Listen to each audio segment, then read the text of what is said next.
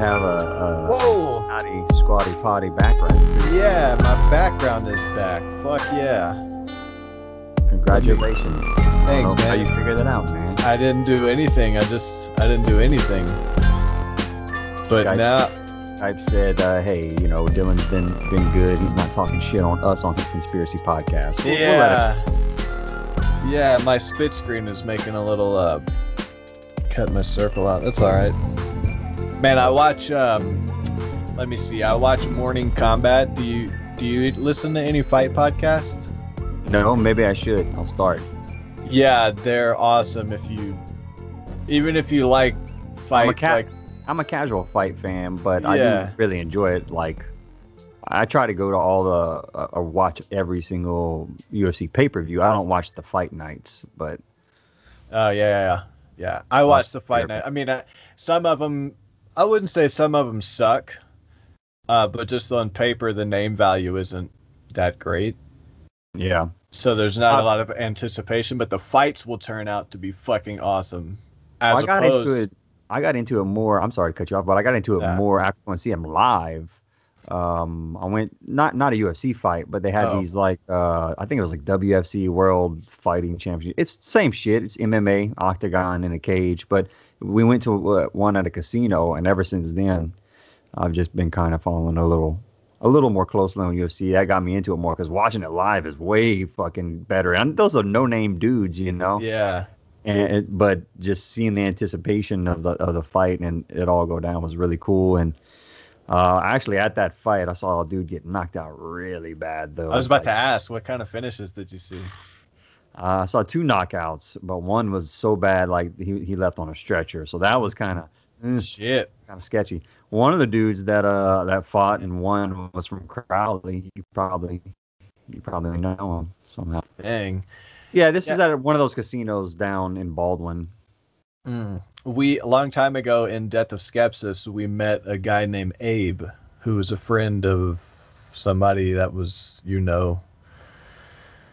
I forgot how we met him, but he turned out to be a fighter, and he was like Taekwondo. I went to his gym and trained. I did the first 3 free classes. I didn't make it to the 3rd class. It kicked my ass. Yeah, it's rough.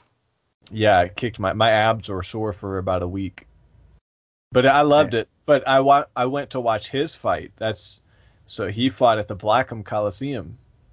And he I remember him jumping on the guy, and it looked like that Rey Mysterio WWE move where you spin around the guy's shoulders and stuff. Oh yeah, like you grab him by the head and flip him on the ground. Yeah, that's what I remember seeing. It was something like that, but he got the guy in a armbar or a rear naked choke, and then won in like the first 60 seconds. And I was like, whoa, dude, Abe, you're a badass. And like every time I see him in public after that, it was like a freak. I was like, you're the guy that did that thing. It's crazy. That is crazy, man. But I think about that guy that got knocked out real bad. Like, imagine being on the regional scene. Like, we play shows and you don't make a lot of money. Imagine going to a fight and you don't make a lot of money and you take permanent damage like that. Like, that's a serious mindset. These guys that aren't famous, that don't have their medical bills on the UFC tab after the fight. Yeah, it was pretty sketchy, man. Like, it's watching crazy. Some dude get rolled out on a stretcher at some like bayou fighting backdoor cage fighting event. That's like something very entertaining shit. But you're like, man, that dude he's probably wrecked for a while after that. Yeah, man. And then you gotta go to your job and now you have headaches, and then bright lights hurt you, and loud noises, and you're fucking broke. Man. That sucks. Francis Ngannou in the UFC, right? Yeah, of course. Big heavyweight. He's fucking scary. He does that to people. Chael Sonnen has a podcast called You're Welcome. It's awesome. He was saying having to match up Francis with the next couple fights. It's like you can't just give him anybody because he's so devastating. It's like an ethical issue. You have to make sure you put him in there with the guy that can defend himself because of the damage Francis does to these people. It's like who is he going to fight next? I mean, who are they going to pair him up? I mean, can you really throw him in front of Stipe again after what Stipe did with him, or does he deserve that shot? Yeah, he does. I think that's the fight that they're going to try to make. According to Chael Sonnen, the way Francis is talking, it doesn't seem like they are making the fight now because he seems frustrated. Yeah. But I think that's the fight they're going to make. I mean, I guess you could give him other guys, but ever since he lost he went 5 rounds with Stipe and just lost the dominant decision. But yeah, but the very next fight with right after Stipe was, bro, you could tell that Stipe loss kind of shook him up a little bit there, and he wasn't as dominant as he thought. Who was it with? It was with Derek Lewis, right? Derek Lewis. Yeah. That actually went down as like the most boring, the least strikes ever thrown in a heavyweight fight. I remember sitting in Buffalo Wild Wings watching it because, like, I went there to watch that fight. Like, I was super jacked about it because he's coming off that knockout from Alistair Overeem, which was just nasty. Dude, that was nasty. And so I was so stoked to go. That was after the loss to Stipe. But I was still stoked to go watch Francis because I was like, all right, he's going to come back, and he's going to come back with a vengeance, with a chip on his shoulder. Against Derek Lewis? Fuck people up. Well, I mean, Derek Lewis is a monster, too. Yeah, that's what I'm saying. Like, that was a huge fight. Like, it's not only is Francis back, like you said, but it's against Derek Lewis. So they could probably make that fight again if they wanted to. Maybe not, because that was so boring, it's hard to sell it. Yeah. But I think they're going to make the title fight again because... I mean, considering I don't know. I don't want to see it again. Or does John Jones come into the heavyweight division and then have to step up against Francis before they let him get to Stipe? Or does he go straight to Stipe? Yeah, I don't know. The heavyweight division's interesting right now. See, my thing is, I don't think it's about Francis in the rematch with Stipe. I think it's about Stipe. Like, has he declined in his old age and in these long fight on these long wars with DC? His last 3 fights were against the other greatest of all time, and he got clocked in the head for every single fight. He only got knocked out in the first one, but he was still getting clocked in the head by DC for those other 2. And then he's going to go in there against Francis because he didn't want to stand with Francis. That's why he kept taking him down and wearing him out, because Francis caught him a couple times. So that's the only hope I see Francis beating Stipe, is if Stipe can't take a shot. Because Stipe's skills are so good, he'll dominate Francis everywhere, unless he gets caught. So it's not really compelling to me. Yeah. I mean, because if Stipe can get him get him in on the ground with wrestling, I think Stipe can control it and control the pace of that fight. He's a motherfucker. We got Dustin Poirier. Yeah, our Lafayette boy fighting. He got the big Connor. fight. That's a huge on fight, January 27th, something like that. 3rd. That's a huge fight. I mean, what a fight. A rematch. Yes. Dustin. Because, these guys are doing great in the lightweight division, but to get the Connor fight is a special thing. It's either title or bust. So the fact that Dustin got it just off of sheer, not even cutting promos, just being a fighter and winning and making it undeniable that he's, like, you got puts in hard work. Yeah, like guys that can get known for just winning and not winning and being entertaining is... I can't wait for that fight. I hope Dustin doesn't get KO'd in the first. Yeah. I really hope Dustin does well in that. I think he will. Kind of solidifies his legacy a little further. Now, is that fight for the title, or since Khabib there's rumors that Khabib keeps saying, look, those 2 guys are fighting for the title. That's what he keeps saying, but then there's been nothing official from the UFC. It's like they still want Khabib to fight one more fight, and that dude is fucking Khabib. I mean, what a special talent he is. I mean, I've just seen no one even come close. He's only lost 1 round, and it was to Connor. That's Connor's big victory against Khabib. He won 1 round, which is insane. And then he got fucking dominated the rest of the fight. Yeah. Man, he's so talented, that dude.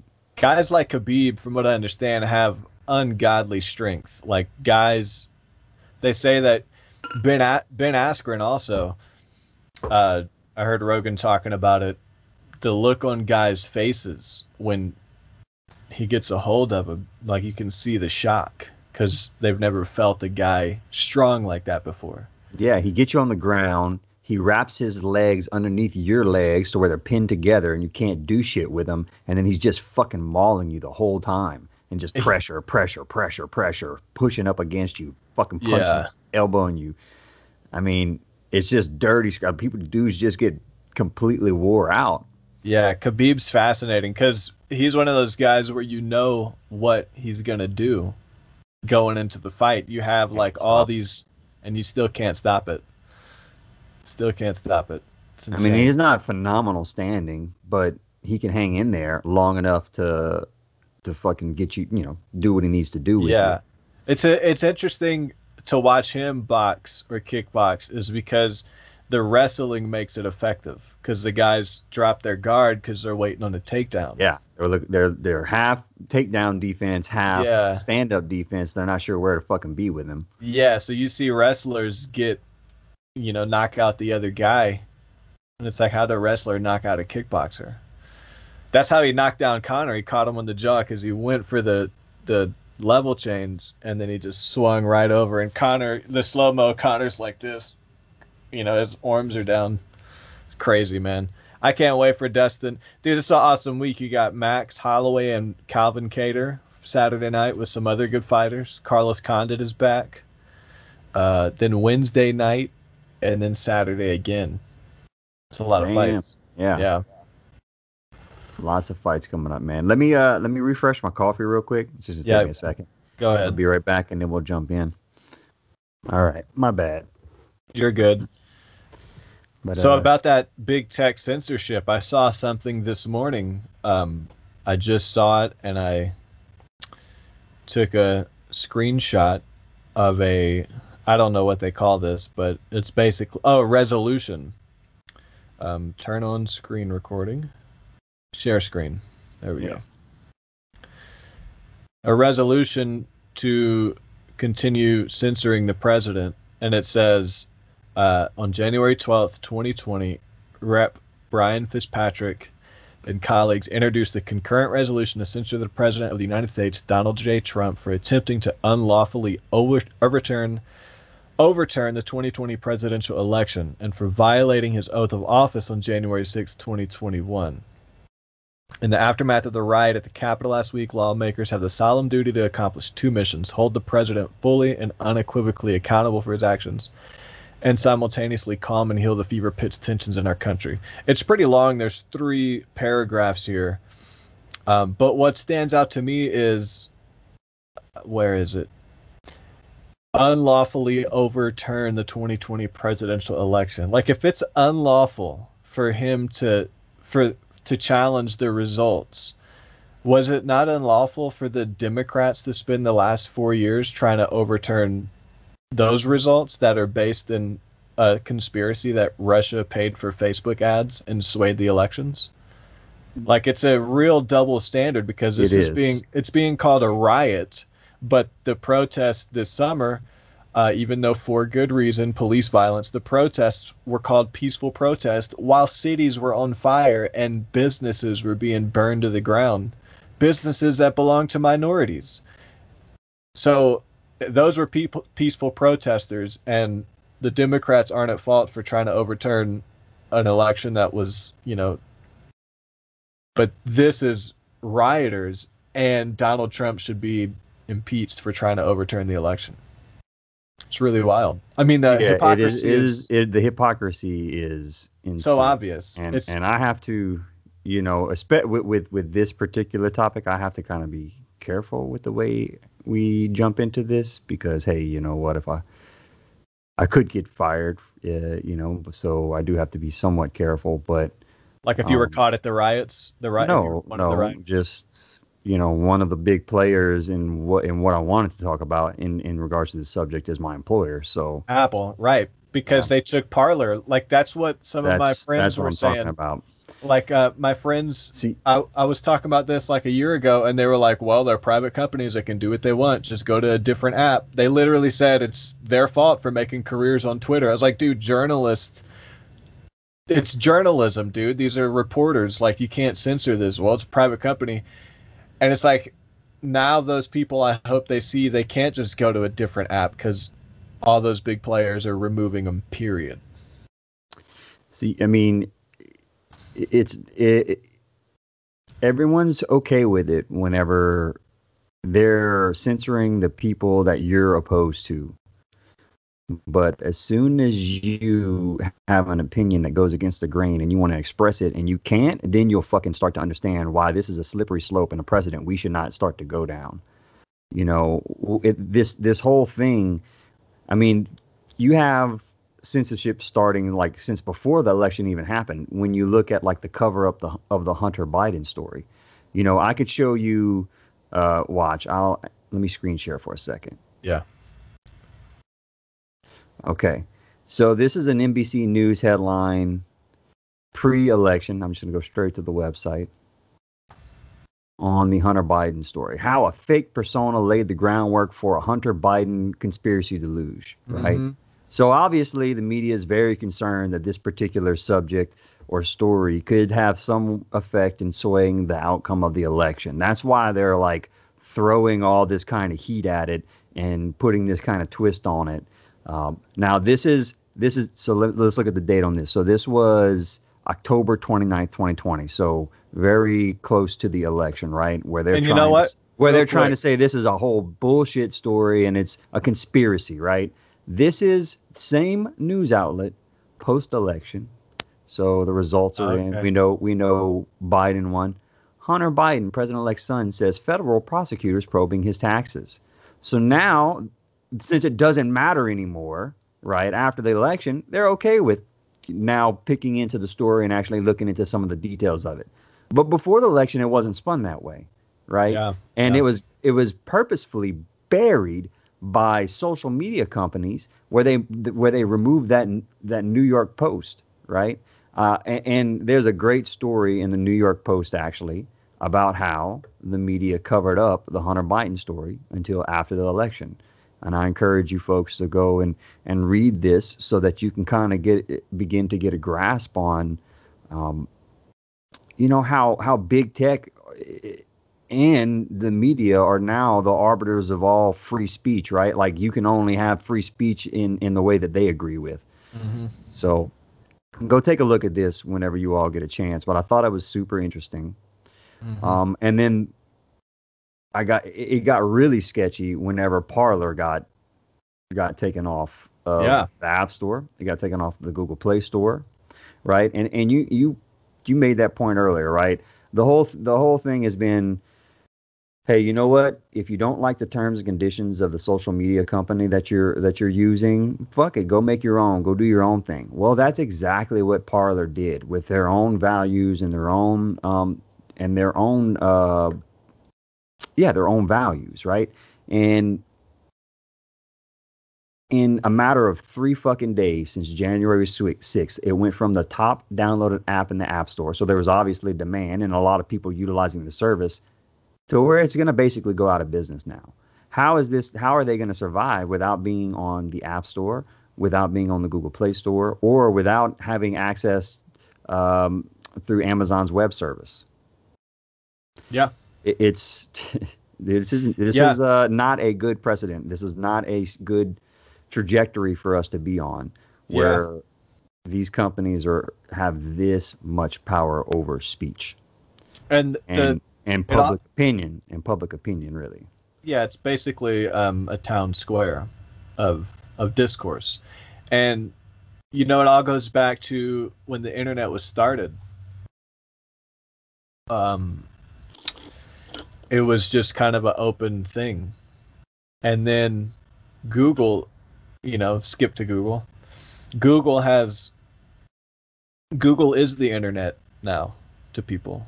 Like Kleenex is a tissue. Like Google is the internet. Q-tip, Kleenex. Yeah. Google has cornered the market so that every device you get, when you go onto the internet through a browser, it automatically brings you to Google. YouTube uses Google. Twitter, Facebook, Instagram. Right, but the search engine and the algorithm, it's all using Google. You can search through Safari a video and it'll bring up YouTube from Google. Yep. So everybody's using Google to browse the internet.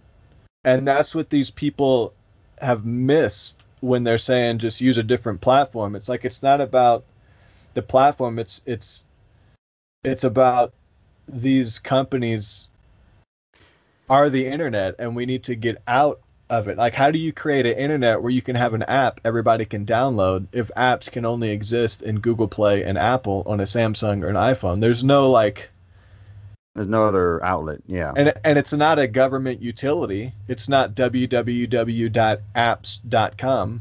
right? And if it was a government utility, it is a government utility now, because the government has their thumb in these companies, and these companies act at the behest of the government controlling certain narratives. So people that say, oh, well, private companies can do what they want, they totally miss the boat, that it's not the private companies doing what they want. It's doing what the government is instructing them to do. And they don't believe, right when you say the government, they're like, oh, you're automatically, and that's how I got branded a QAnon guy by this guy I won't name. And I never even mentioned QAnon. I just talked about how big tech and the basic argument of all this censorship, like, you can't do that. And why would you even want to be okay with a company that is not operating on American values unless you don't value American values? Like, I don't support a company that doesn't support free speech. Right? Right. That's not cool. I mean, it is not cool. Yeah, it really scared the shit out of me this week, seeing this stuff go down. And just realizing the amount of power that they have. And people have been predicting this, like the Sam Triplers of the world. They're like, they're coming for me, man. It's just a matter of time. They're coming for me. They just took down his Vimeo. They just took down 70,000 plus QAnon accounts, which, we're not QAnoners, people, by the way. We're not, but it's just not. And it's not that I necessarily agree with, President Trump on the shit he is tweeting, and exactly. or if I agree with the people that stormed. No, I don't. I'm not saying any of that. But I'm talking about the censorship issue. And and that's the thing. As soon as you start talking about this, though, people get mad about, well, you're just a fucking Trump supporter and like blah blah blah. Blah. Like, you just start dismissing. Like, no, you're missing what we're trying to tell you, right? I've gotten a couple arguments this week like about this, and it always goes back to that. It's like, you're missing what I'm trying to tell you. Maybe I'm doing a very poor job of articulating it, and there are a lot of people that could do a much better job out there. I feel you. Yeah. But yeah, it really did scare the shit out of me this week. That's why I said I wanted to spend some time talking about it today. I think yesterday or the day before, Glenn Greenwald also came out with a really great article on it. And let's see, I had pulled some quotes from it that I'll just read to you. Oh, and one of the things I learned a lot about Parler from it too. So Parler was not founded by pro-Trump MAGA people, like the people who own it. It was created based in libertarian values of privacy, anti-surveillance, anti-data collection, and free speech. Mm-hmm. The platform's design is intended to foster privacy and free speech, not a particular ideology. They minimize the amount of data they collect on users to prevent advertiser monetization or algorithmic targeting. Contrary to what many have been led to believe, Parler's terms of service includes a ban on explicit advocacy of violence, and they employ a team of paid, trained moderators who delete such postings. Those deletions do not happen perfectly or instantaneously, which is why one can find postings that violate those rules. But the same is true of every major Silicon Valley platform. He goes on. Amazon, for instance, is one of the CIA's most profitable partners with a $600 million contract to provide services to the agency, and it is constantly bidding for more. On Facebook and Twitter, one finds official accounts from the most repressive and violent regimes on earth, including Saudi Arabia, and pages devoted to propaganda on behalf of the Egyptian regime. Does anyone think these tech giants have genuine concern about violence and extremism? It's that double standard that we go back to, right? It's scary. An obvious double standard right in front of everyone's faces. Obvious. And then no one's picking up on it. Exactly. Or at least the people that are and are pushing back are not the reasonable people that the world wants to follow. It just happens to be these wacky Viking dressed guys with no shirt in the Capitol, right?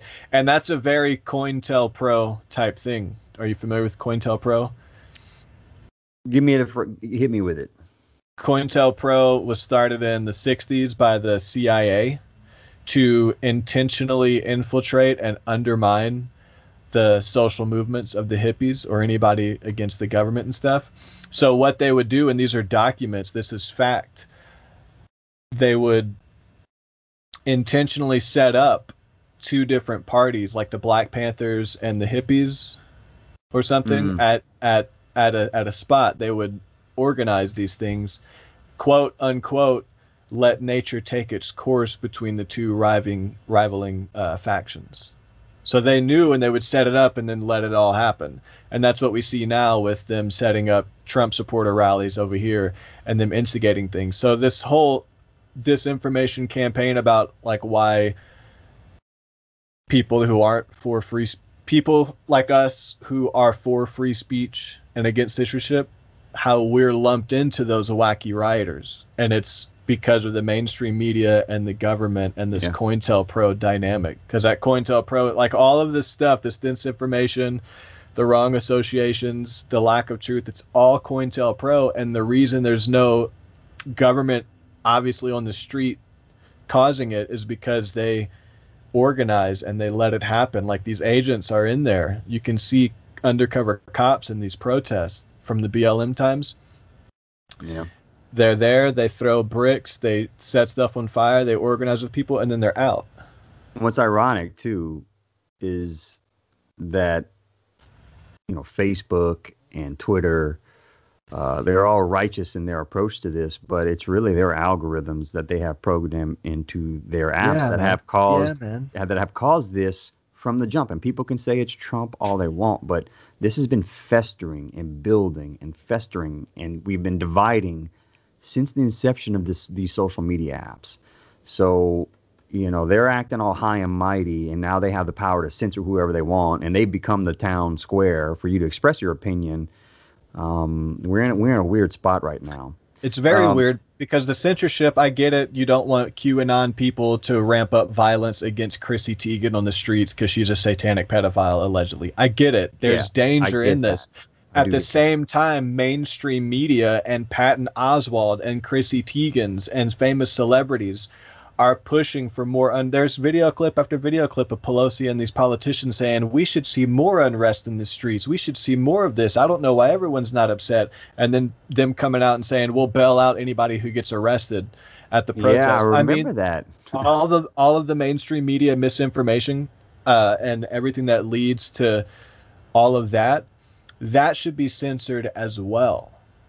But from the left and from these factions, you only hear a censor, like you said, the stuff we don't agree with, the crazy QAnon people. Like free speech isn't about that. Free speech is about control. And so it gets mixed up. So these people start believing, okay, maybe free speech isn't all that great. We should have some rules.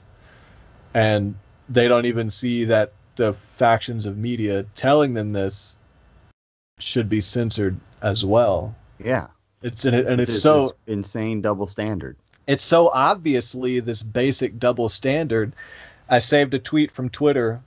I'm sure you read this ahead of the Ugandan election. It's in my notes. I have this screenshot of it. I have. And look, let me show you my screenshot and what I have written right above it. But since we're talking, you see it?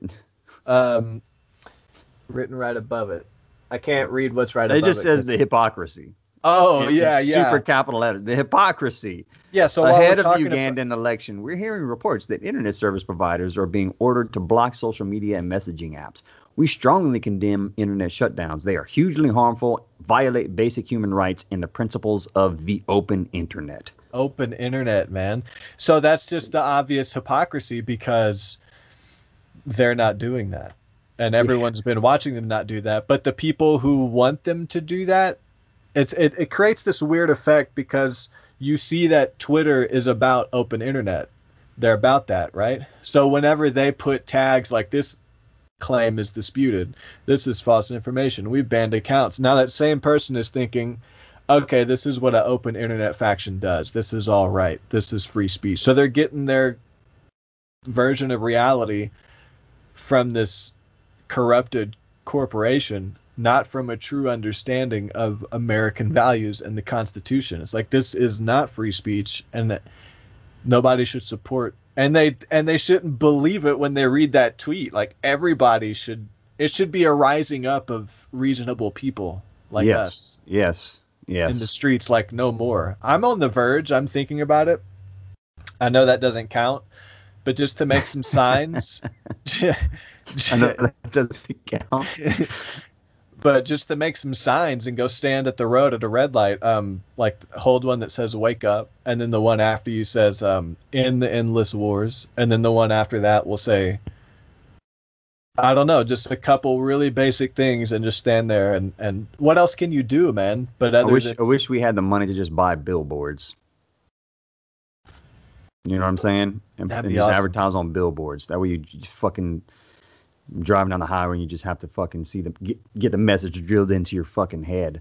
We have what Angela Merkel, right? Who called the banning of Donald Trump on Twitter, I forget what she said, but basically a strange violation of free speech.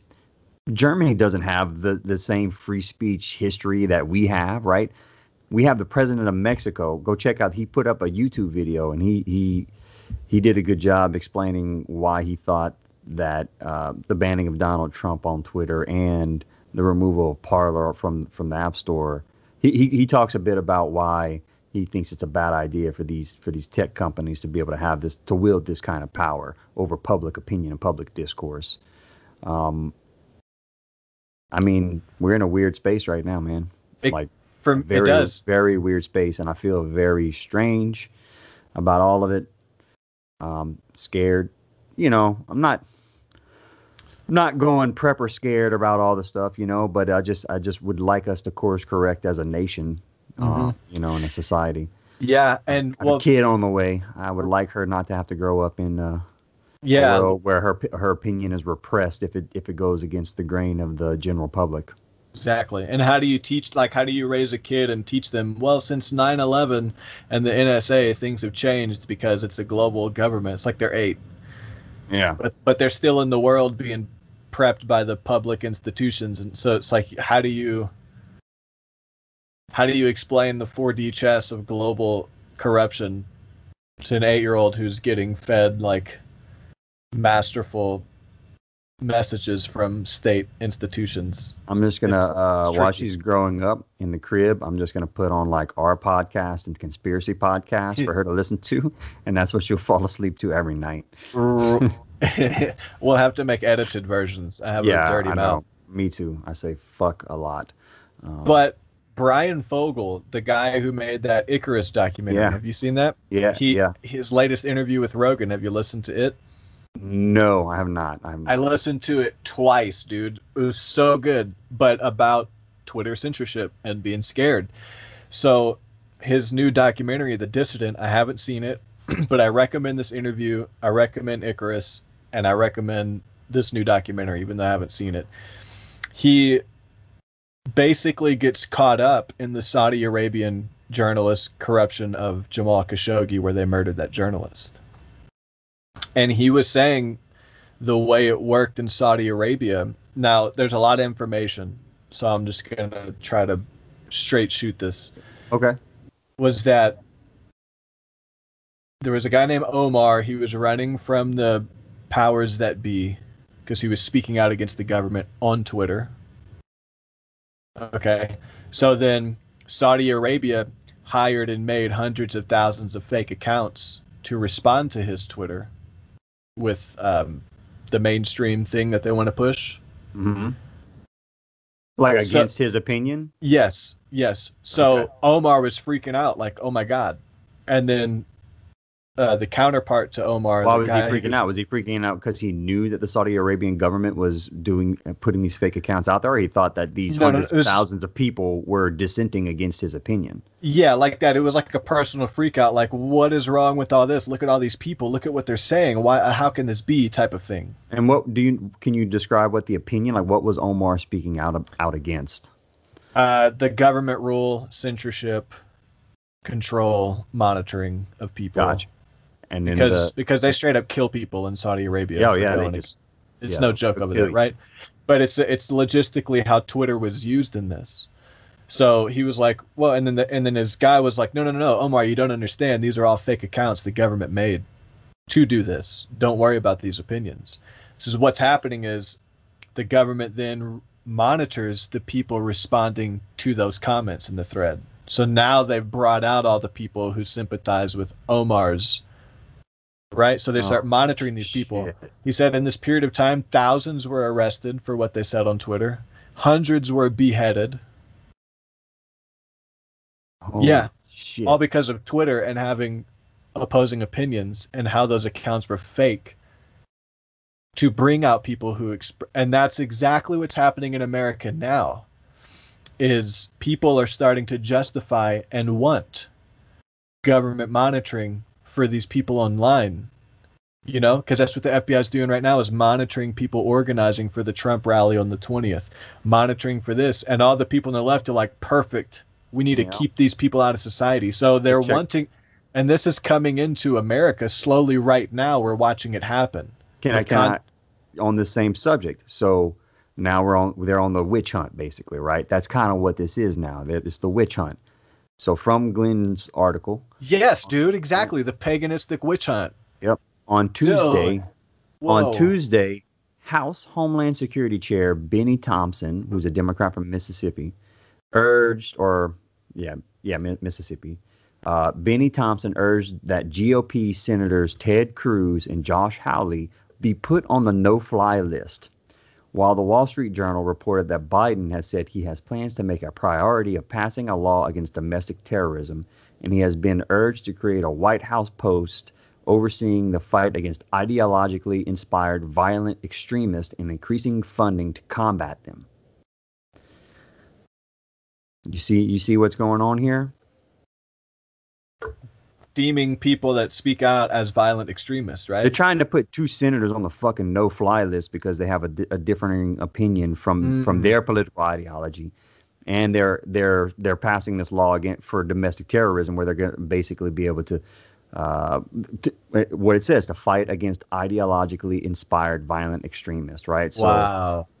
What's going to qualify you as an ideologically inspired violent extremist? Just if you disagree with their political sentiments?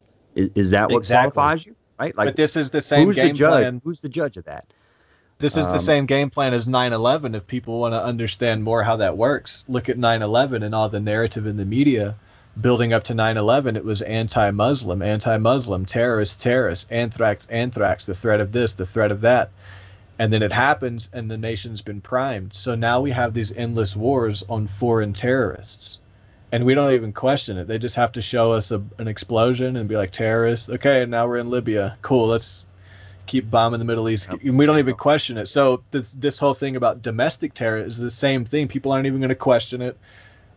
They're just going to start monitoring and rounding people up if you express. I mean, this is.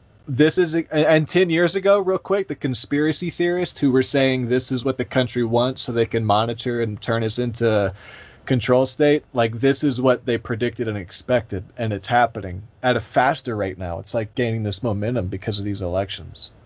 And so it's everything conspiracy theorists predicts happens, just like Bitcoin. Everyone's like, nah, it's a bullshit currency. Well, it's at 40,000 now, and a lot of people made a shit ton of money, and the same people are predicting it's going to 150,000 at the end of the year. So you can keep ignoring it, but the reality in front of our eyes is that. Yeah. And this is just happening. I was going to say, so you know that Facebook blocked Ron Paul. Yeah, I heard about that. So Ron Paul is like the godfather of the modern libertarian movement, like speech. No taxes. Wow. Yep, and he posted on Twitter, with no explanation other than repeatedly going against our community standards, Facebook has blocked me from managing my page. Never have we received a notice of violating community standards in the past. Nowhere is the offending post identified. I think the only thing he did was speak out against big tech censorship, which Ron Paul has been talking about since I've been a fucking teenager.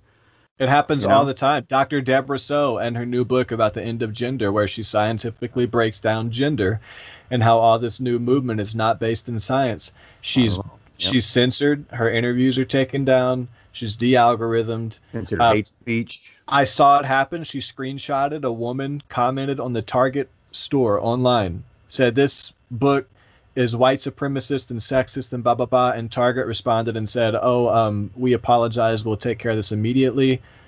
The book is no longer in the Target store. I saw that. We're living in La La Land. I mean, who the fuck wants to live in that society anyway? If that book you think is stupid, then let it be stupid and let reality take care of it.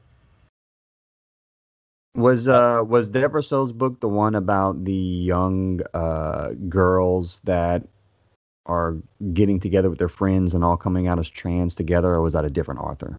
No, that's it. She basically talks about the numbers in mental health with young kids that are bullied at school, and then they transition because they think they don't belong.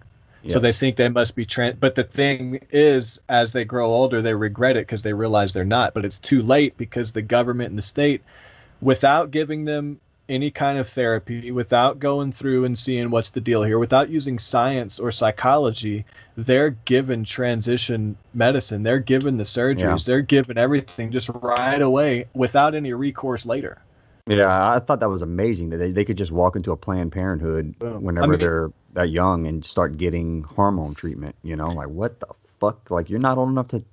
You can barely get a tattoo at that age. You're not old enough to make that decision for yourself, and that's a life-changing decision. Like we talk about, tattoos are on your skin for the rest of your life. That's just a fucking tattoo. Like this could really mentally destroy you for the rest of your life if you're doing it for the wrong reason. I'm not saying that trans people aren't real, right? So we're not saying that, but this is Dr. Deborah So herself said some of her friends are trans and they don't relate with the movement. They relate with what she's saying because it's just true. I mean, like when you're a kid, how does a kid know anything about sex and gender enough to come out as transgender anyway? I was having this conversation with a close friend recently, and my opinion right now struck them that I don't want kids to be themselves and I want the government to say they can't be who they are. That's what they thought I meant. I was like, no, I don't think children should be sexualized in a transgender way at 8 and but you don't even have the birds and the bees conversation with the kid until they're in their teens, much less sit down and be like, oh, you're a boy, let's go get a dick installed on you. You know what you're talking about. It's with the way Deborah So was talking about it. So you have these young girls that are outcast, right? Like you said, kind of maybe getting bullied at school, and then they have their subset of friends, and then they all start to come out together as trans, and then they're getting all this praise now, right? You're so brave. Look at what you're doing. They're getting constant positive reinforcement from that point. And you know what? Until they get old enough. Yeah, that's fine. That is fine. It's when the state says, okay, let's give you hormones that will mess you up forever before we evaluate your psychology. I don't mean to finish your statement if that's what you're going to say, but it's like that part is fine. Be who you want to be. Go be gay. Go put fake boobs in you and whatever. But when the state doesn't even question the anything and no therapy or just no TLC to the process, they're just like, okay, here's your hormones, and there's no science involved. It's going to mess up the kids' development. You want to support them socially and psychologically with therapy. You want to tell them, hey, it's okay to feel like that. This is what's happening. Let's hold off on the hormones. That's what should happen. Yeah. But it's not. It's just like, okay, check, sign here. Here's your hormones. In 10 years, when you regret this and you didn't develop fully because we pumped you full of hormones, don't come to us. Yeah. We're not going to help. That's basically what's happening. And her science and her numbers show it, but establishment doesn't want to hear it because that's not the narrative.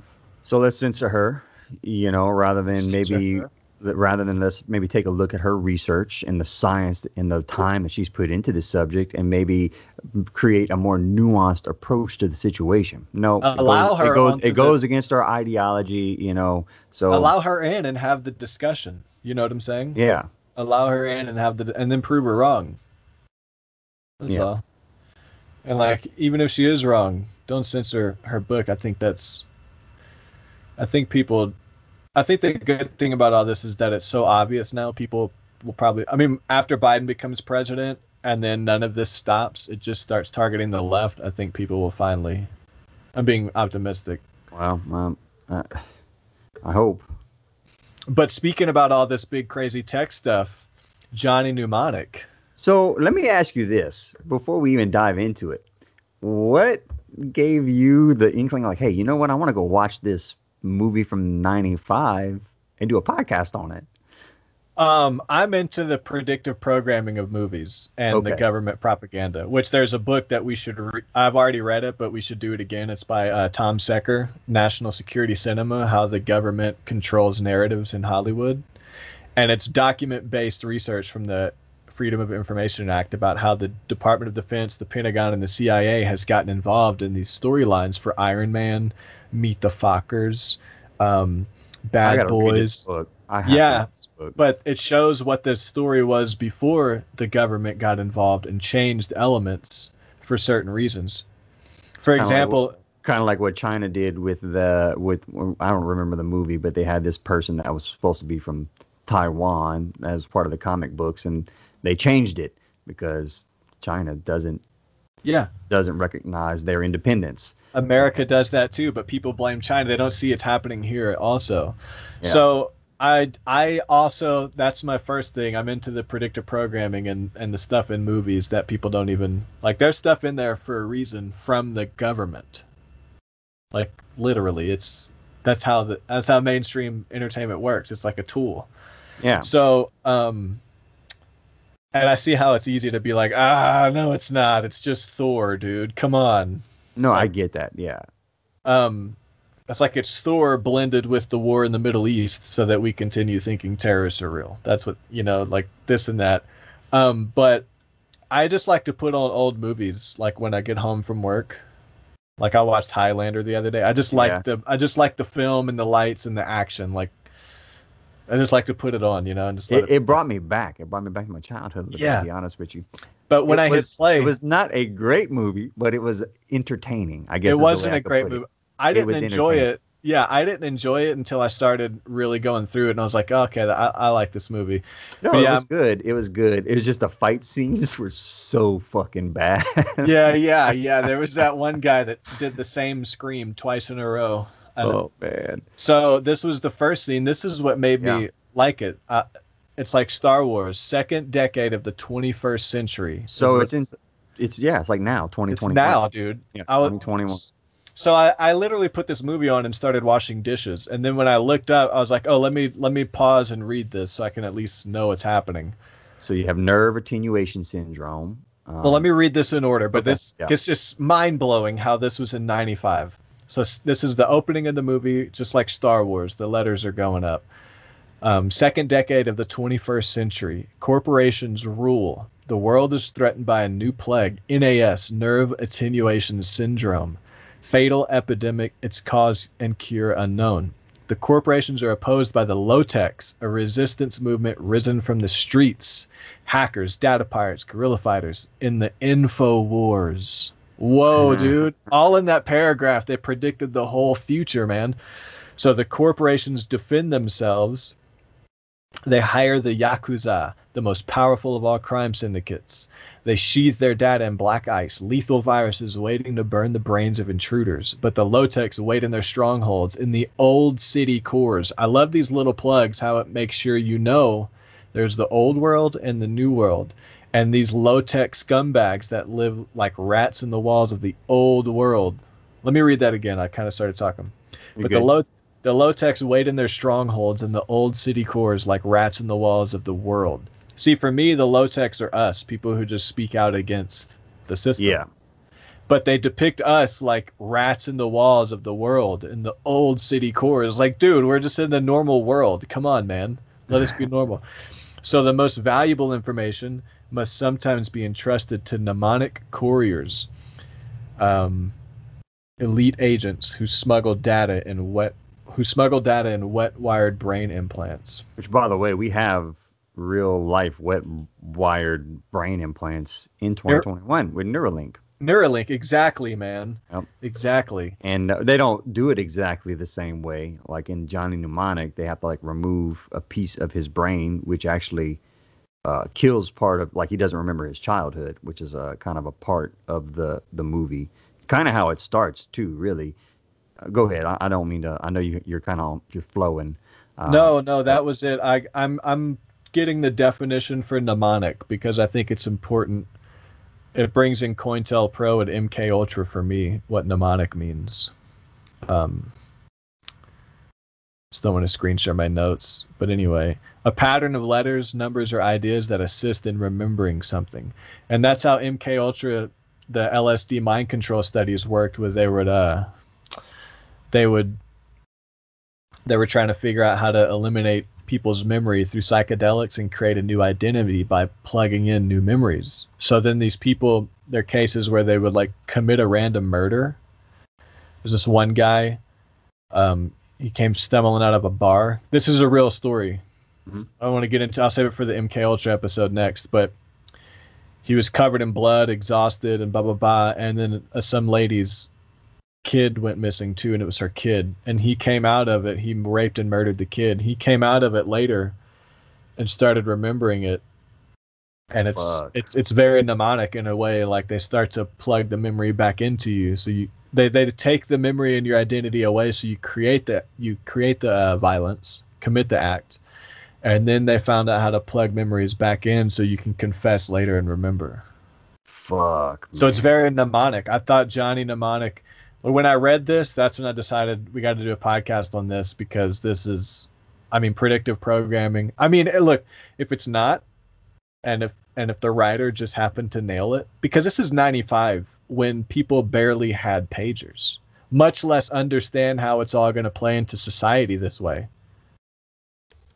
Yeah, and this was a book too before that, from 87. Not a book, but a story. You knew that? No. Yeah, so the guy who wrote this, let me find it. I don't want to get his name wrong. William Gibson. He's a American-Canadian writer. The short story first appeared in Omni magazine in May 1981 and was subsequently included in 1986's Burning Chrome, a collection of Gibson's short fiction. And then apparently William Gibson he's kind of known as like the, I guess, the father of the cyberpunk science fiction genre. Which, by the way, there's a new video game out called Cyberpunk 2077. And yeah, with Keanu Reeves? Reeves. And you know what his name is in the game? Johnny Silverhand. Shut up. I swear to God. And the game is very, it has the same vibe. It's the same cyberpunk vibe as the movie, Isn't it very anti-corporate, and the whole world is destroyed because corporations? And, yep. It's very, anti-capitalist, socialist, right? Yeah, yep. I believe so. It's very weird. See, with video games, the big example that comes to my mind is Call of Duty. I might have mentioned this to you before, but there's in real life, in the middle of the Iraq War in the 90s or something, there was something called the Road of Death. This is a real thing. And it was a road where all the refugees were escaping the war. And they were ordered to let them all escape. But I think there were some enemies on that road too. We bombed that whole road and killed everybody. In the video game Call of Duty, that same thing happens in the story, but it's Russia that bombs the whole road, and we're trying to save it. So also in that game, there's a terrorist attack in an airport. I remember playing this back when it came out, and it kind of shocked me. You play a Russian going through an airport with full body armor and submachine gun and shit, and you just mow down everyone inside the airports. Yeah, they make civilians. It can never be, and this is because the DoD and the Pentagon and the CIA, because these companies, these studios need assistance from the DoD and the Pentagon because they need understanding of technology, they need designs, movies need vehicles and tools and locations. So they have to work with them, or you get a subpar product. And these movies get advanced technology. It's documented in this book we'll talk about in the future, where a plane that wasn't out yet, not even to the public, was in a movie because they got an early design concept from the CIA. So they do put technology in movies that they have, but we don't have yet at all. And that's what I think is happening in Johnny Mnemonic is hey, we got all this stuff we're working on. We're going to plug it into this movie, that this book is a perfect book to turn into a movie. We'll change some stuff. We'll make it China. They're the bad guys with the gangs. Japan. And Japan, yeah. Well, they go to Beijing too. Oh yeah, you're right. In the very beginning, that's where it starts. Beijing. So all the good guys are American. Yes.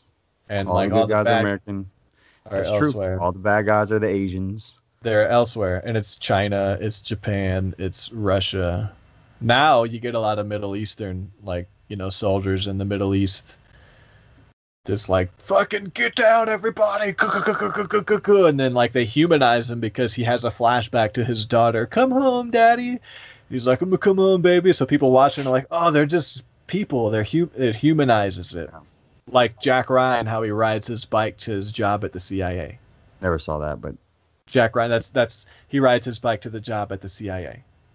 That's to make him like a little more. Oh, he's cute. Yeah. Yeah. He's just a normal guy riding his bike, bike to his government job where he cling with his latte. Where he censors the American public and protecting us from domestic terrorists and saving us from the world. And then Jean-Baptiste, me and Ford watched this movie with him where he was a CIA agent. This little girl came with him everywhere. Oh my God, dude. I mean, there was literally a scene where she was like, what do you do for a living? Do you shoot the gun? And he was like, yeah, I got to protect us from terrorists around the world and bad guys on our... And it's like, oh my God, this movie sucks. And dude, it was such a CIA propaganda film. It was insane. What movie was that? My CIA, the word "my" was in it. M-Y. It's on Amazon. It's like a girly, lovey, but it's an action. Gotcha. Like my girl, and it's him and this little girl, and he's a CIA agent. It's like, oh my God, this new age action rom-com. Yeah, so let's go to the next screen. Yeah, sorry. So we're gonna be rolling through the movie Johnny Mnemonic now. I got stuff ready to go. So this was in the opening sequence in 2021. Yeah, like while the music is playing and it's starting the movie. You have Autodesk, I see right there, which is actually a real program. I don't know if you noticed that. Okay. I don't know what that Chinese symbol is, but probably. I wish I knew. I know, right? I when I saw it, I watched it again. I watched it twice. I watched it I think Wednesday of last week and then last night again. And I was like, man, I wonder how I can look up what that Chinese symbol is. And I was like, I don't even know how to fucking search for that. Yeah. Yeah. How do you? I don't know. So this is all in order. So this is the next scene where he's laying in bed and the TV is reflecting off of his eye. That's the shot. Yep. The New Darwin Inn. Now I'm reading into that, but why would they make up a hotel name and call it the New Darwin Inn? That's fucking weird. I didn't even pick up on that, but that's true. You could pick any name. You could just pick Roadside Inn. I mean, who gives a fuck about the New Darwin Inn? A reference to the next stage of evolution for humans, right? You have this guy that's able to perfectly worded. Yes, we can wet wire, information directly into his brain. He's basically the new age version of an encrypted flash drive or hard drive, more or less, right? Mm-hmm. If you want to send information securely in 2021, you have to use him or a guy like him that's able to get the information directly into his brain. Yeah. Yeah, and they're doing that now, people that have information. I mean, if you're on Twitter and you're saying stuff, I mean, not really, you're not storing any information, but they're tracking you digitally. So did you notice the date? Yeah, January 17th, 2021. I know, yeah. They didn't really look at the calendar, though, because the 17th is Sunday, but it's Thursday the 17th. I guess they could have just looked at the calendar and fucking got that one detail right? Yeah, and then right after that, it puts it a close-up. Like, they really show you. Which, wherever they're at for January, it's pretty fucking hot, too. 84 degrees. Yeah, they're in Louisiana. I guess so. No, it's supposed to be in Beijing. Guess it's hot there, too. So whenever the Nostalgia Channel. When he sits up and turns off the TV, this frame right here lasted for about a quarter of a second. It took me several tries to get it to pause on that. So I had to know, what did they just flash on that screen? They didn't let me see. It was just the Nostalgia Channel. Is there some kind of plug in that nostalgia, the way things used to be? Because so far they keep talking about old world, new world, the New Darwin Inn, the low tech of the old world, Nostalgia Channel, looking back on the past. Like, yeah, and it shows like a kind of a Western looking scene there. Yeah, like an old TV channel. I know I'm reading into this stuff, but those opening sequences, predictive programming, what we know they do with movies now, I think it's worth speculating. So this was the next time after the girl talks to him and he flips the TV on again. It took me even more tries to lock on this screen, but they're showing you NAS, National Nerve attenuation syndrome or whatever on the TV. We're talking about it. So there's a lot of that. And then this one was really hard to freeze frame on, but World Broadcast Satellite News Network. World. Yeah. The world. That one world government, one world. Now you have one voice, right? In the year 2021 in Johnny Mnemonic, you have one voice distributing information to the people. World Broadcast Satellite Network, News Network. Basically, man. Basically, I mean, that's what they're going for. Yeah. So then it goes to central Beijing. In every scene, there's a Stop NAS Now sign. So people in Beijing, this is very reflective of what actually happened in China. People protesting over the summer and recently the Hong Kong protests. Just protest against all the big government control and big corporate control. And they were showing it now here in China, them protesting against nerve attenuation syndrome. Yeah, it's almost like the people know that they can stop it and they're protesting against it, even though they don't necessarily allude to that in the movie immediately. I think this picture was out of order, but he calls his boss. His boss works for Data Flow Consultants. I don't know. Yep. Stop NAS Now right there in the corner up here. Protests. I tried to get a shot of the police brutalizing a guy on the hood, but it was too blurry. But there's police violence and protests happening here. Everyone's masked up. Masked up, yeah. I mean, they kind of wear that in China already, but literally everyone's masked up while protesting a disease that the government is putting on people. So it's just really odd that in 2021, that's actually what's happening. Plus or minus a few months. Yep. And then that symbol for Beijing right there, I didn't really know what that was. Me neither, but it looks like something. Yeah, I couldn't figure out what it, and once again, it's one of those things I wasn't sure how to search for it, but that pops up a couple times in the movie that I noticed. Yeah, that's, so here we go, Nas. So he's walking into the elevator and the TV is saying this. This is why I took screenshots. NAS, the so-called Black Shakes, first identified in 2010. And I even did a Google search to see if ADD from cell phones was diagnosed in 2010. But I think we could both agree around that time it started to peak. There was really a problem with cell phones and people's attention at college. iPhones came out in 2007. So, yeah, about 3 years of a ramp up. And then, I'd have to look at when social media apps started to kick off. But, yeah. And I would say that, if you wanted to parallel the actual virus to what we have going on today, I'd say our fucking addiction to technology and these social media apps would be the actual virus, right? That's controlling us and fucking causing us to want to kill each other and this mass divisiveness in culture today. But anyway. I wonder if Nas, the rapper's name, has anything to do with... Didn't he come out sometime in this? I mean, when did he debut? Oh, that was like early 90s. I mean, now I'm really stretching it out here, but does Nas have anything to do with it? First identified in 20, and then that same TV. I like Nas though. Yeah, me too. That same TV in the background, that other guy comes on. Is that Ice Cube or Ice-T in this movie? That is Ice-T. Ice-T. Because I think he was on Twitter recently. Because in this movie, he's depicted as a guy fighting against the system, and he makes some good points. And in real life, within the last year, Ice-T has been on Twitter making some really good points against the system, and it's so strange. That is strange.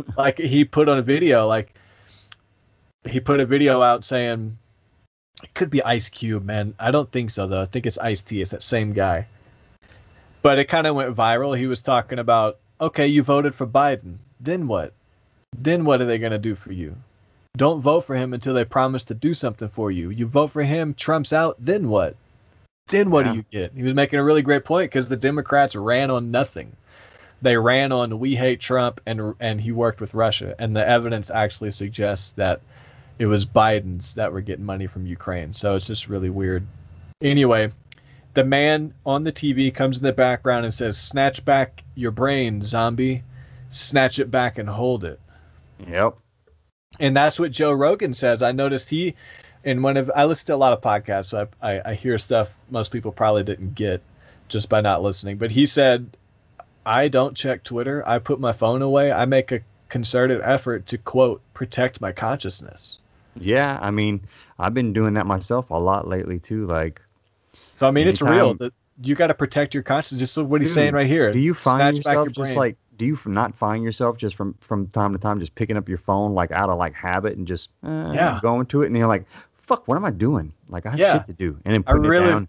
I really feel like there's something there. Like maybe if I check the Bitcoin price again, it'll make a difference. Or maybe if I check Twitter, I'll finally have went viral. I'll have 9 followers. Like, I don't know, like what it is. Like ding, little hit of dopamine. Ding, little hit of dopamine. I turn off all my notifications. I don't want my phone bothering me at all. But I still. What is it about social media that makes one feel like they have to go check it? I mean, it's nothing. It doesn't do anything. You can work your ass off on a music record and share it, and no one listens. You work your ass off. Like, what is it that people like on there? Because it's not art. It's not stuff you have to share. It really doesn't do anything. I mean, I don't have the answer to that. Otherwise, I would be probably a famous musician on social media right now, using it as a tool to catapult my music. I mean, I don't know, man. I really don't. I mean, I guess The Social Dilemma explained it, how the algorithms are designed to keep wanting to give us that dopamine hit. So did you end up watching that? I did, and it was good up until they started including those conspiracy theories and saying how they're bullshit, and then they totally confirmed Russiagate, though. Like, I was like, okay, here's the propaganda. Here's the propaganda. But it did a really good job of explaining. Yeah. It did. And then I listened to the podcast with Rogan and that guy from the movie too, which was interesting. Yeah. Yeah, I just can't stop thinking about in the middle when it started talking about how conspiracies go viral because of the algorithm, and they showed all chemtrails, QAnon, this and that, like legitimate issues in the world. And it was dismissing them as crazy conspiracies that go viral because of the algorithm. And then it said, and then on the other hand, elections can be swayed when Russia paid for Facebook ads and like it literally confirmed the Russiagate conspiracy while dismissing all the other ones based off of the algorithm. And they just spent 45 minutes breaking down the power of the algorithm. So like you believe it, right? And it's true. Like everything they said was true, but then it gets to the conspiracy and it's like, okay, for someone that doesn't pay attention to this stuff, they'll be watching me like, yeah, chemtrails. Yeah, QAnon. Oh, Russiagate, of course, that was real. It's just so weird. It's just goes along with the narrative of the mainstream media. That's all that is. Yeah, I could talk about it all day and get nowhere. So the next scene, they get in the elevator, and this guy right here, for people listening, there's screenshots. Again, we do screenshots, so if you subscribe to Patreon, you can get the video there. This guy asked the Yakuza mob leader, "Who's your target?" And he said, "Scientists, Pharmacom R&D people, defectors," and then music. So I felt like there was some stuff in there, because this is the first time Pharmacom comes into it. I mean, a big pharma company. That's it's a huge pharmaceutical company. The target of the Yakuza are the people that are working for the huge pharmaceutical company, who were developing the cure for the NAS. He says defectors is who he's going for. Is he going for Pharmacom, pro-Pharmacom, or anti-Pharmacom? No. So the people that Johnny Mnemonic are going to meet are in the next scene after this are the Pharmacom defectors, who basically what they did was they took the cure for the NAS, and they're going to load it encrypted into Johnny Mnemonic's head to distribute to the low-techs to put out to the rest of the world. And the Yakuza are out here after them because it's just like anything else. It's in a real life virus, right? It's more profitable for pharmaceutical companies to treat these sicknesses and these illnesses and these autoimmune diseases and these viruses than it is to cure them, right? There's way more money in treatment than there is in a cure. And it's the same kind of parallel storyline here, right? Ice-T says that later in the movie. Yeah, I'm sure he does. I got some screenshots of it. We'll get there. So yeah, so that's the scene we're at right now. So Johnny Mnemonic is going meet these pharmacom scientists, who I suppose were the ones who developed the cure for NAS, which plagues like a quarter or a third of the world's population. And now these big pharma companies are sending their Yakuza gang members to take care of the problem, because they're going to miss out on a bunch of profit. And I like how they put that the big companies use gangs to do their work, because that's also true. Like, they all use hired mercenaries in roundabout ways. That's not bureaucracy. A lot of truth in this movie. Yep. So this was when Johnny, I think, gets his head downloaded or something, but it's one of those things, and I wanted to see what they put in there. Right here, it looks like a top of a pentagon. No, I'm just reading into it. There's a skull. It's like a vortex of digital effects. This Not looks like a well reverse. Done, but yeah.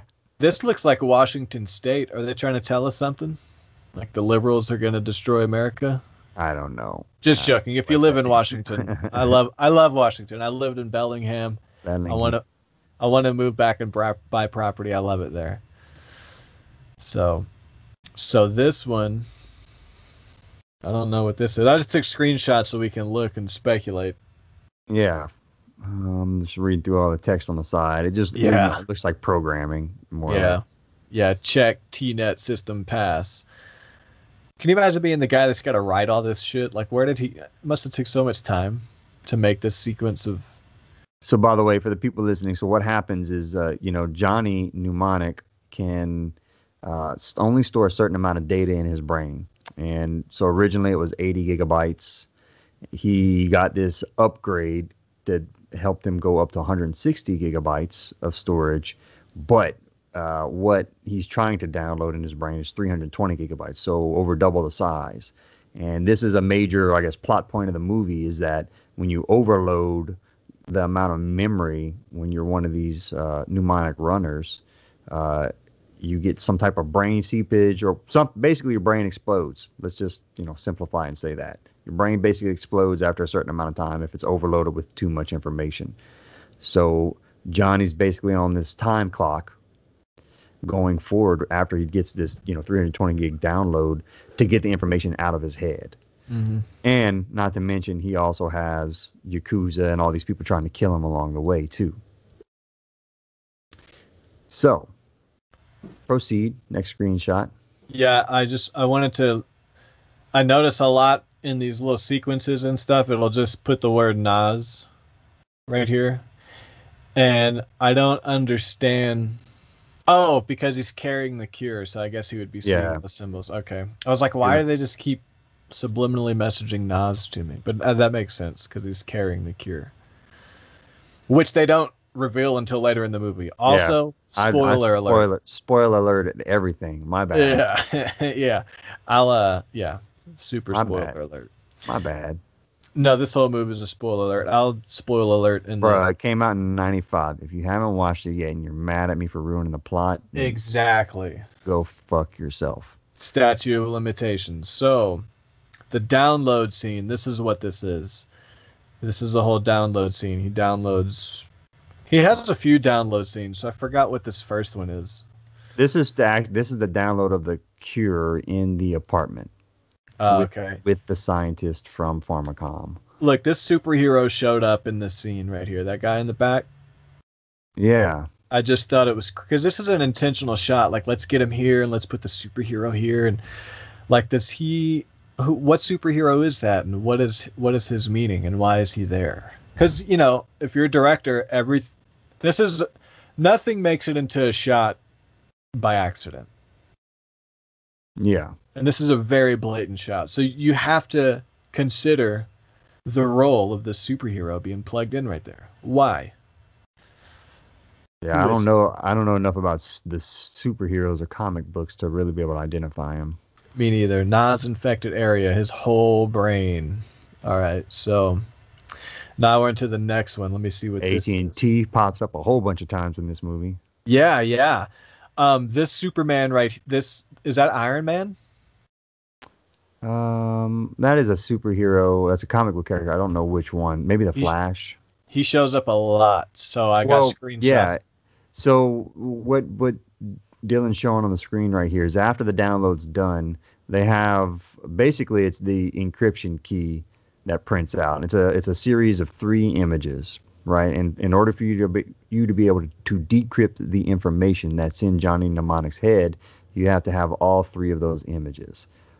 So that's what we're showing on the screen right now is this AT&T box that's printing out the 3 images so that whenever he gets to the download location, basically, they're able to actually understand what the information is that's inside of his head. I love how the key to unlocking the cure for this global disease encrypted is just like a little string of Polaroids. Like that's how they thought the future worked. Well, I mean that goes with the mnemonic theme of the movie, right? This was trippy to. Oh, mnemonic, because you're okay. Yeah, that associating makes sense. The pattern. Yeah. But why that superhero? Because he shows up a lot. Like they don't show the other 2 pictures as much as they show the superhero. No, and actually in that, I think before this scene that we're showing right here, half of the Polaroids get destroyed with the laser whip. Fucked up. Yeah, with the laser whip. They end up cutting it in half. So Johnny Mnemonic ends up leaving with only like 1/2 of the key to decrypt the information that's in his head. And by the way, his head's going to blow up unless he gets the information out. Yeah. It's overloaded. Now we're on a scene of Free City of Newark. Yeah, this struck me right here. Like, it goes from Beijing, the protests, the Japanese Yakuza, all of this stuff that's not free, basically, right? Mm-hmm. And then it comes back to America in Newark, New Jersey. But see, Newark, New Jersey is known as the Free City. But I just thought all the other movies are LA, New York, Chicago, Miami. Why this one, they come back to Newark? Do they want to plug that this place is free as opposed to the other places? That was my thought. Like, why are they letting me know now we're in the Free City, not those other places that aren't free? I don't know. I don't know a lot about. I didn't look in deeply into that one, but yeah, I'm just looking at Newark now. I mean, it's just in the movie when they go to Newark when he flies back to Newark to do the offload to Pharmacom or whatever. It's a pretty big city. Like, it doesn't say Newark, New Jersey. It just says Free City of Newark, and I just thought that was weird. Why put Free City? I mean, if we are speculating here, my brain says they're trying to let me know we're in the free part of the world now, which is America. And before we weren't. We were in China where there's protesting. With programming, yeah. We were in Japan where there's gangs, evil gangs. I was looking. So Newark is not known as the Free City. It's known in real life. It's known as Brick City. Yeah. So why the? I don't know why they chose this spot. It's just weird. I don't know why they chose Newark. Why? Yeah, exactly. Like, unless you want to call it Free City. I did a Google search and found out Newark is referred to as the Free City. So. Oh, for real? Maybe you're finding Brick City too or something. No, I was just I'm on the Wikipedia page. I didn't go too deep into it. Just first thing that popped up. So here's his body scan. I thought this was interesting because this is what TSA is doing now. This is another prediction. They nailed it. Yeah, TSA definitely does this now. Because they're scanning his body, beginning scan. Next scene, please insert passport. The passport in this movie is digital. He inserts it like a cartridge into this little thing here. He inserts it digitally, and then it starts to scan his body. And you can see through his skull right here. The skeleton, yeah.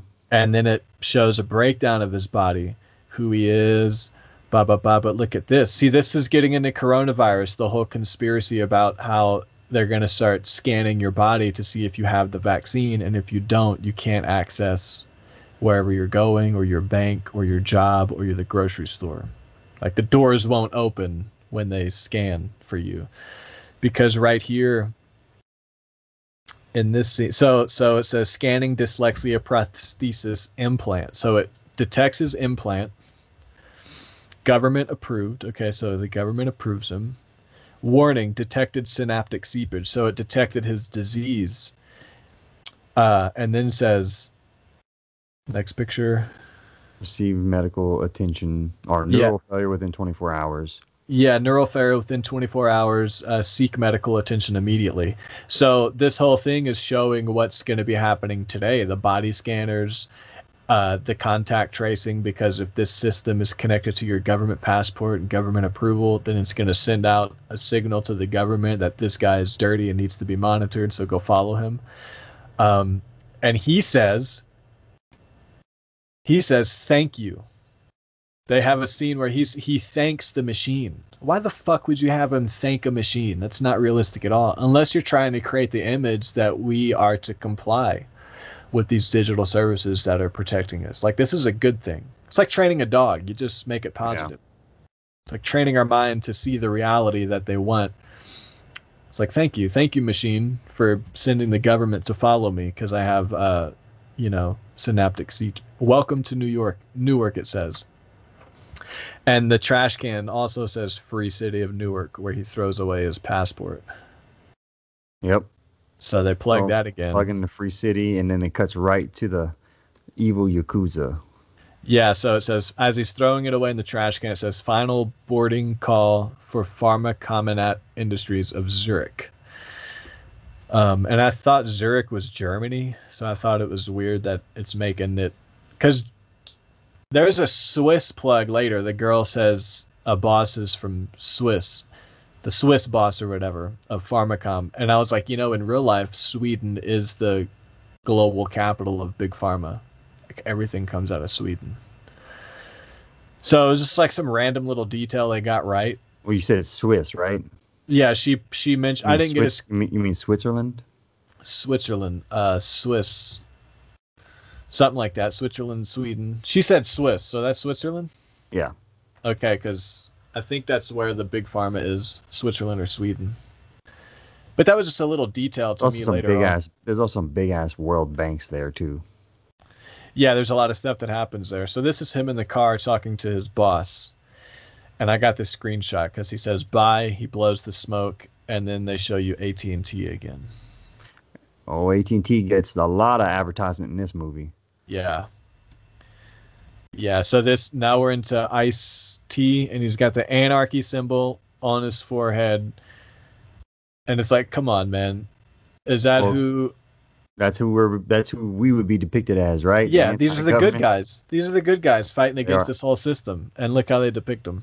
Like fucking rats. They could at least give them some dignity and make them work professional, but they don't. Nope. Rats living in the walls of the city, as they put it, but like on the underside of a bridge. Yeah, exactly. So this is the gurney scene, and he says Keanu Reeves is on the gurney, and the Yakuza is going to try to force his head off. Exactly. Yeah. So he says, let's make a deal. Just take the data. I don't need it. And he says, don't you understand? They don't just want the data. They want everything it's ever been stored in. And he touches his head. There's less danger of information decay. And we don't have to worry about anyone going in with mnemonic sensors.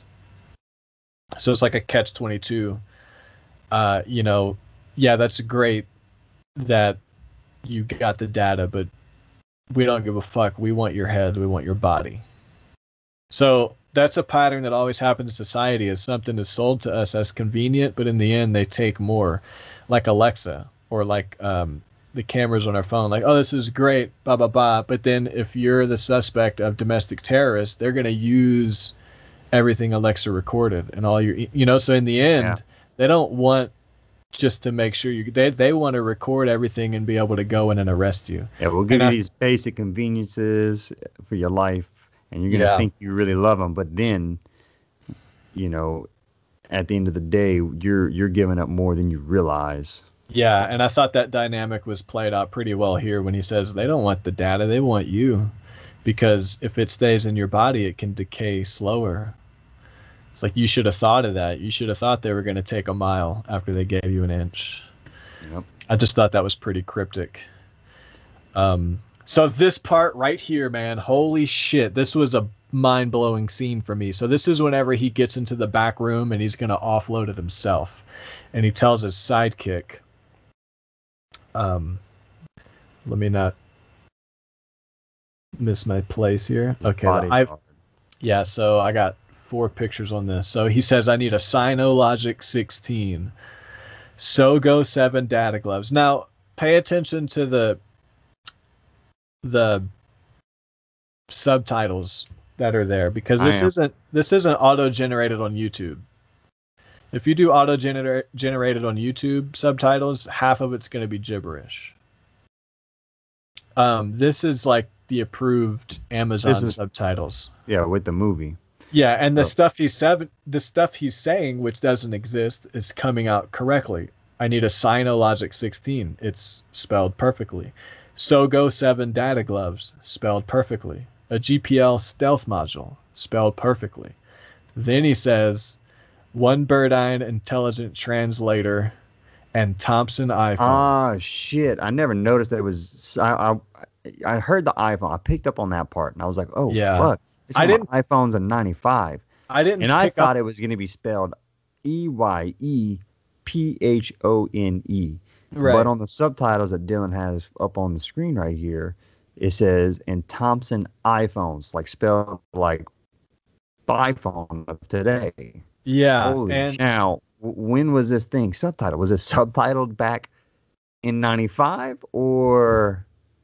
Probably recently, but I noticed it because I heard him say iPhones, and I rewound it. I was like, did he just say iPhones? Yes. And he said, and the reason I pointed out that this is the official Amazon subtitles, and that all of this bullshit is spelled correctly. SOGO 7 data gloves, GPL stealth module, Sinologic 6. It's all spelled right, so there's no reason to think the Thompson iPhone is a misspelling. Right. I mean, it is what I heard. And Thompson iPhones at the end. Bleep, bleep, bleep. And he puts on his Oculus Rift, which is I was about to say, so like this, I was waiting for this scene, is like that, the internet that he's going through, it's all very physical, and he's doing it with his hands and shit. But if you look at it, it's basically him using a fucking Oculus Rift. Yeah. It's wrapped around his head. He's controlling it with these little power glove things. And that's what you do whenever you're in a VR environment. Yeah, and she says, who are you calling? He says, Beijing, a hotel. Welcome to BRT online. Global net selected. And then it calls Beijing, and we got pyramids with the Aussie and I, baby. Look at that. It goes back into the thing. We got this pyramid. See, this pyramid on the left is a special one, because that's actually falls in line with sacred geometry, because there's sacred numbers in this one.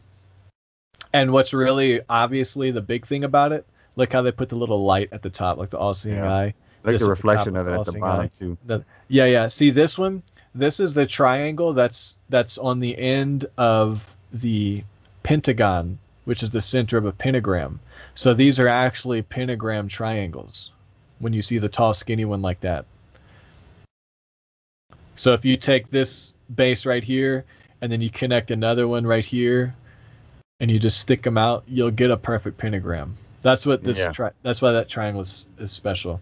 And then right here, you've got these weird. Looks like the rover on Mars. It looks like satellites in space and stuff. But I just thought this whole scene was weird. Not just because of the pyramids, random, but just because now he's going online, and it doesn't have anything to do with America. It has everything to do with China, global network, online. Pyramids, and I got another one from further back because it's moving inwards, and there's another pyramid here. I mean, I just thought that was so odd. And then he actually uses the pyramid as a keypad digitally. Yeah, to like unlock and get into the. Yeah, so it extrapolates the pyramid. Where's it at? So it extrapolates into the layout of the building, the pyramid. This one. Yes, the middle pyramid that he uses to unlock and get into the hotel's phone system. Yeah, it flows right into Hotel Beijing selected, general account selected. So that pyramid is the building. So it's a continuous symbolizing of the pyramid. As long as they show this map or anything like this, it goes back to the pyramid. Oh, and look at that, Beijing, the logo. Yeah, as I said, Beijing, the logo kept popping up. The logo is the all-seeing eye. Beijing is the one world government, the all-seeing eye, not America. It's China. Well, that might actually be true in real life today. Yeah, I guess it's definitely true, but America is as much as that too. Like for sure. If you blame China, you got to blame America. That's what Robbie Martin points out a lot. Is like these people that only talk about Chinese communist propaganda never talk about what America does, which is the same or worse. But anyway, I just thought the movie is depicting that triangle Illuminati all-seeing eye as China. Very subtle. So this right here was whenever they located him. The bad guys located him in the back room. Mm-hmm. And I just thought maybe Sutton there's Plaza sub-level 3. I think that's just kind of a... I think this scene, like this particular scene, is kind of just a random... Yeah, well, the circle that locates him, he's here and he's in this circle. It looked like, see that little pyramid and the thing like that? It looked like the aerial layout of Washington, D.C. You know, people are like, look, it's a pentagram and stuff. It just had that vibe to it. So I just wanted to screenshot. Oh, I got you. I got you. I didn't pick up on that.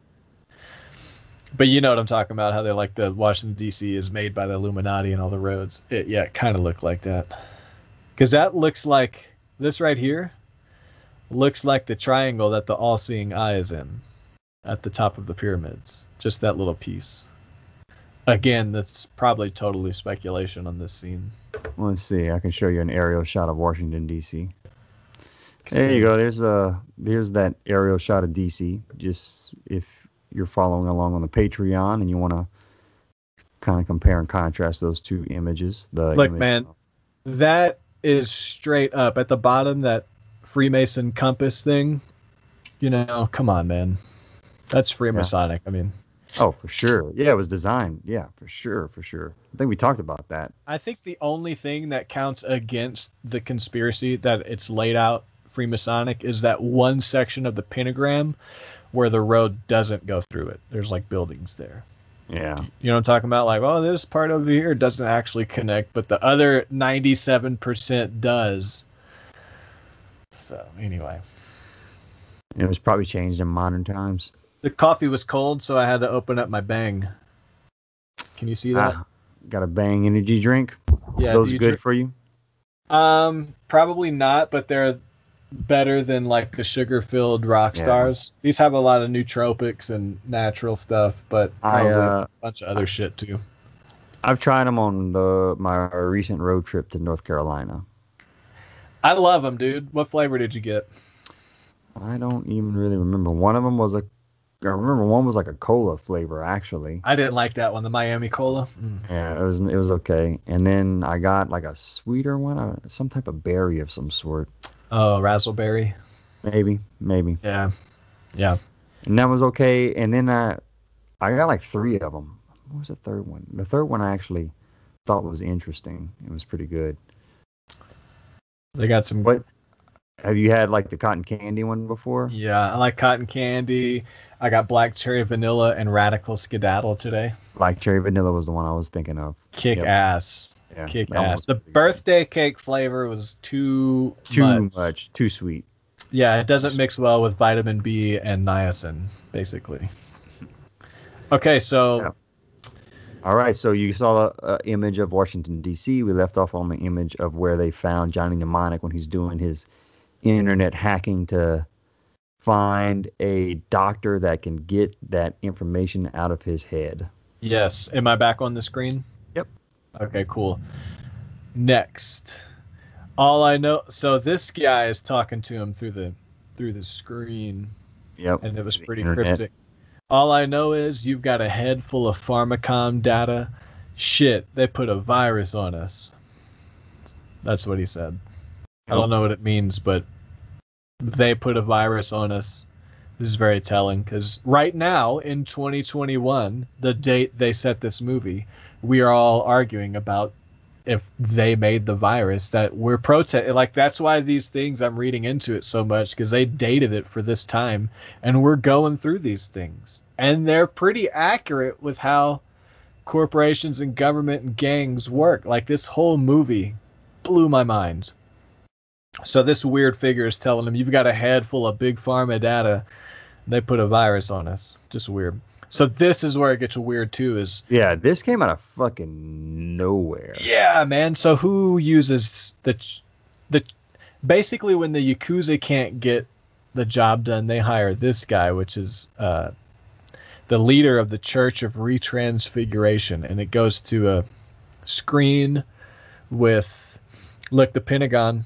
I see the Pentagon in the top left corner. With the Chinese symbol though. Pentagon. Yeah. That's not so the Pentagon triangle earlier, showing a cross, and then it goes to this guy. Creepy. You need someone brought to Jesus? That's what he says. If you get me the head in 24 hours, I'll triple the fee. I think that's the only pictures I had for that scene.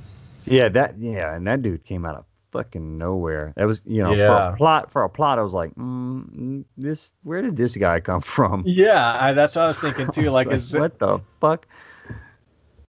Maybe there was more in the book that was originally written, or the story that was originally written, and it got just edited down for the cut of the movie. Yeah, I would think so. And now it doesn't make any fucking sense. So this part is another part where truth is spoken, but it comes from a low-tech, this girl right here, one of the dirty homeless people you don't want to associate with. She speaks the truth. So he agrees to meet with whoever, with this guy who's setting him up, right? Well, he doesn't think he's meeting with the Chinese guy. He thinks he's going to meet with the one of the heads of Pharmacom, because he knows, hey, I have data that's in my head that is going to be valuable to this corporation. So let me. He's talking to the American guy on the TV. Yeah. Well, he thinks he's talking to an American guy on the TV. Yeah, that hasn't come out yet though. That part blew my mind where he's hand puppet. I'm like, dude, that is deep fake right there. Yeah, that is. Yeah, deep fake for sure. Deep fake. Yeah, I mean, a hand puppet, and it fucking come on. So he says, let's meet. Where? And then Jane says, you're crazy, man. They're going to chop your fucking head off. And he says, no, they'll negotiate. They're corporate. So the main character is painting the big corporations as the good guys here. They're reasonable, man. They're reasonable. They're trying to save us all. They're going to negotiate. They're corporate. And she says, so is the Yakuza, which is true. But who wants to associate with the homeless low-techs in this movie, right? It's just... Right. So here's that guy. He looks like Chael Sonnen. Yeah, he does. I'll be out of here in 20 seconds, is what he says. Yeah, so now there goes to Henry Rollins. Is that who that is? Yeah, it's Henry Rollins. That's Henry Rollins. I thought he looked like Reese Roper, the singer of Five Iron Frenzy, and I actually thought he was like... I was like, this guy would probably be a good punk singer. Very strange that he actually was. Oh, that's the singer of Black Flag. Yeah, it's Henry Rollins. Ah, cool, man. So... this is where they go back to Spider. He's Spider at the low-tech facility. So Spider's kind of like a doctor for the low-techs. This girl used to be a doctor. The girl that Keanu's been, going. Well, let's go back. We didn't even really talk about how she got into the movie, but basically when Keanu was laying on the table, they were about to chop his head off. She comes in and saves him because she's struggling to find a job. She's basically a bodyguard. So like her skill is in protecting people they call agents, which agents are the people who hire people like Johnny to run information around the world. And she has trouble getting a job. Like she can't find anyone who's going to hire her. So she jumps down on the table, saves Johnny before they chop his head off. And Johnny agrees to pay her like $50,000. It's a lot of money. Yep. Agrees to pay her $50,000 to, I guess, protect him. So she's just walking around the movie with him, basically, from that point forward. Well, she ends up getting the shakes. They have to go The black shakes. Well, yeah, she gets the black shakes, and that part actually saves Johnny's life because Johnny was about to leave to go meet with the corporation, Pharmacon, and then she's like, she starts having a little meltdown or whatever, and she's begging him like, "Hey, let's go see Spider because Spider can not only just help me with this fucking shakes, also he can help you with maybe getting that data out of your brain." So instead of him going and meeting up with what he thought was going to be a Pharmacom representative, he ends up going to this Spider guy, who is Henry Rollins. So now we have his bodyguard, the chick on the table. Henry Rollins is working on her, saying like half the people on the planet have this NAS virus, the black shakes. Yeah. And then he goes on a fucking brilliant rant. I don't know. I hope you got screenshots of that. Yeah, I did. All the electronics around you are poisoning the airwaves. That's basically what he's talking about is the NAS virus. Technological fucking civilization, he says. In between that, he walks around and he points to this and he points to that. He said, "This is causing it. This is causing it. Everything's fucking causing it. All the electronics around you poisoning the airwaves. Technological fucking civilization."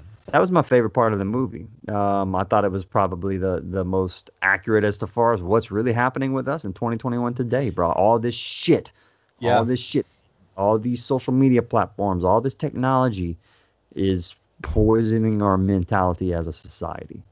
Mm-hmm. So, yeah, and it's just so fascinating to me that the truest moments of this movie are from this gang of, I don't know how to describe him, but it's just scuzzy, homeless people looking more or less. It's very Cointelpro-ish that to dismiss the truth in this narrative. Everything's poisoning the airwaves. The government's causing it because it's coming from disreputable individuals in the movie. Yeah, he sounds like a conspiracy theorist when he's like telling. He sounds like the typical crazy conspiracy theorist when he's going over all this with Keanu at the moment. Keanu's kind of looking at him like, this guy's fucking crazy. Yeah. As he's going through it. But in the end, it turns out he's right anyway. Yeah, and then Henry Rollins says, "But we need all this shit because we can't fucking live without it." And it's so true, man. Yeah, like, true. People can't live without their phones, basically. Yeah, I mean, just for one example. Yeah, that was to me, that was the best dialogue points in the movie. That scene right there. So pretty much after this, they start walking around this whole camp they have. It's a hospital. And these two doctors are working on this patient. And they're talking, and it's background dialogue while they're walking through. He says, "I don't know what to do with him." Spider says, "If we still got Paralon B, give him 20 milligrams. The doctor says, "Fucking Pharmacon, man. That shit costs $2,000 per clinical unit." Mm-hmm. And it was just like this passing plug at how Big Pharma jacks up the prices and fucks everybody because they can't get the resources they need. Yeah, and let's keep you sick so that you keep paying this $2,000 per clinical unit to treat this shit whenever they could work on the cure, but it would lead to less profit.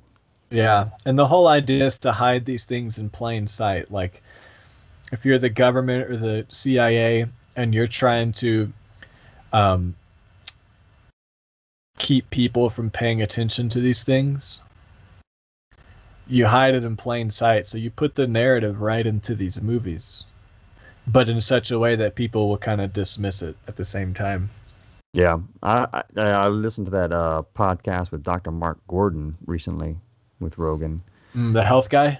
Yeah, I thought that was a fascinating podcast because a lot of the stuff he's talking about makes total sense, but it's like you won't see any of that ever make mainstream medicine because, first of all, the doctors they don't have the time to actually sit down and learn about how the endocrine system is affecting all of these things going on in your body, and they're not incentivized to do so by Big Pharma.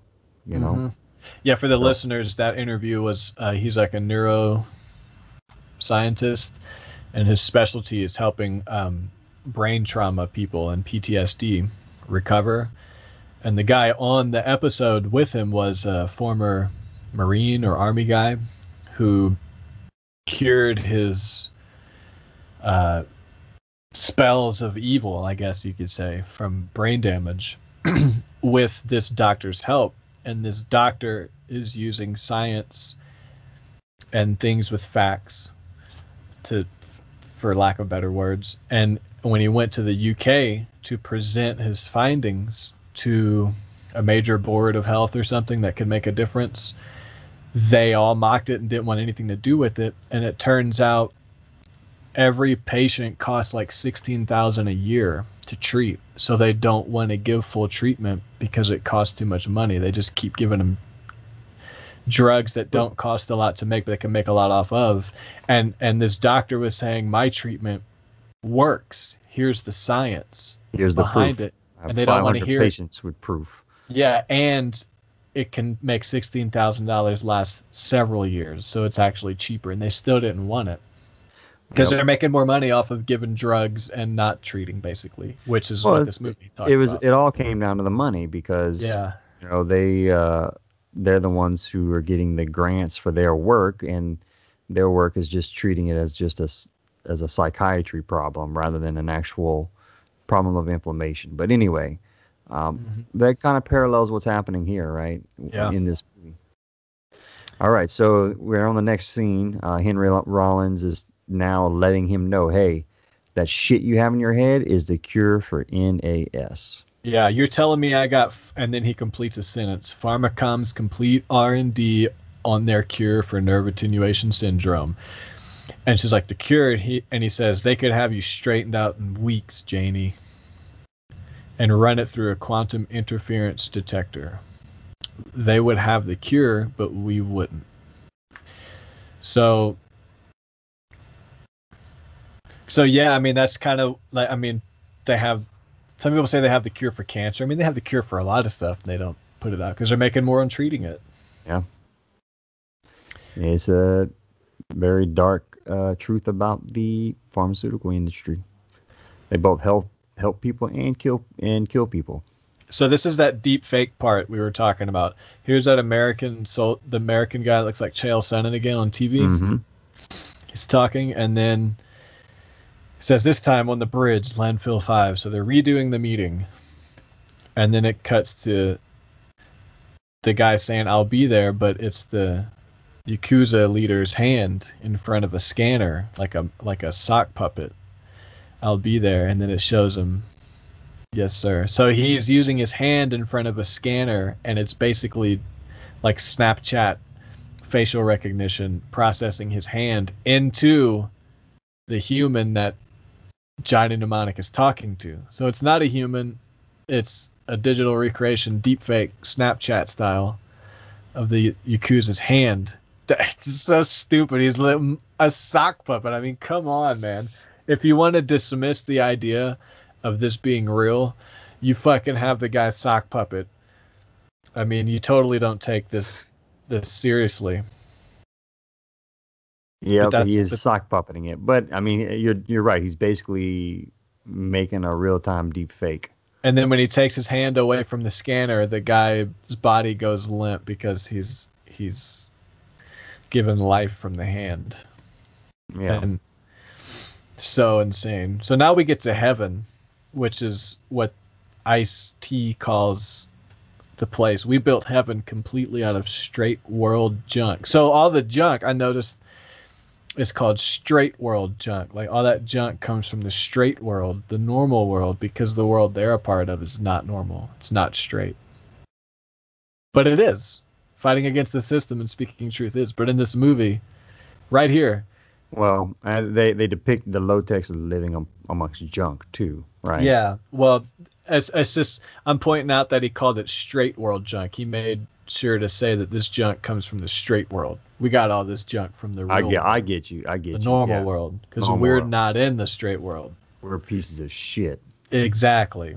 Yeah. We got all this out of straight world junk. We work with Spider and his people and anybody else who's fighting the system. So they just come out and say it now. We're fighting the system.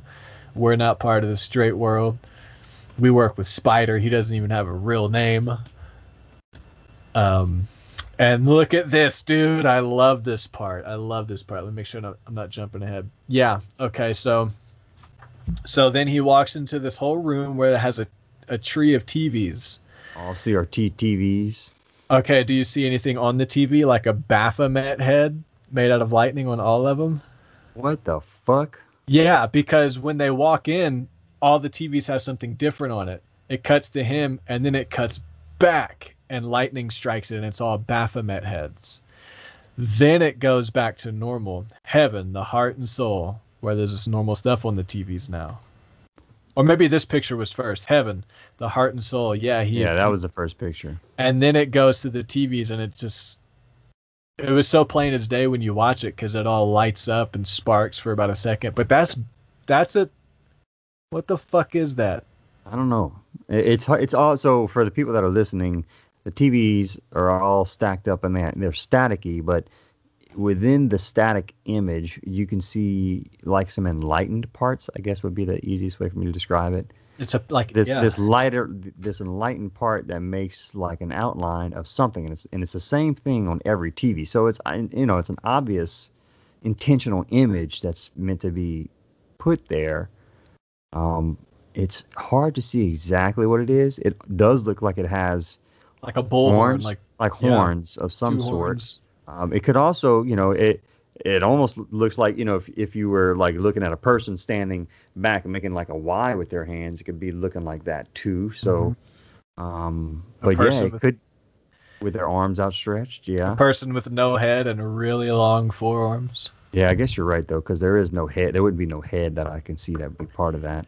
It just struck me as like a bull skull with two big horns. Does look very. Yeah, that's the first thing you see whenever you see the image. It does strike you as something that has horns. I mean, it was plain as day because it flickers. It goes bright and low.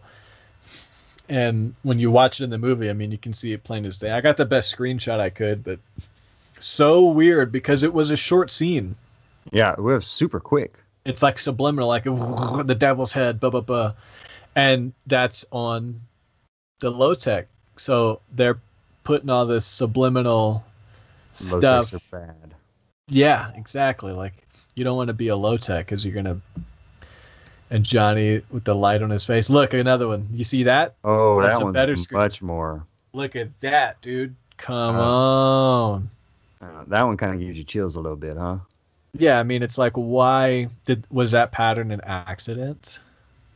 I don't know. That's fucking creepy. Yeah, and then it goes back to normal. All the TVs are showing something different. I don't know what this ball of fire is. I think it's just depicting violence and shit like that there.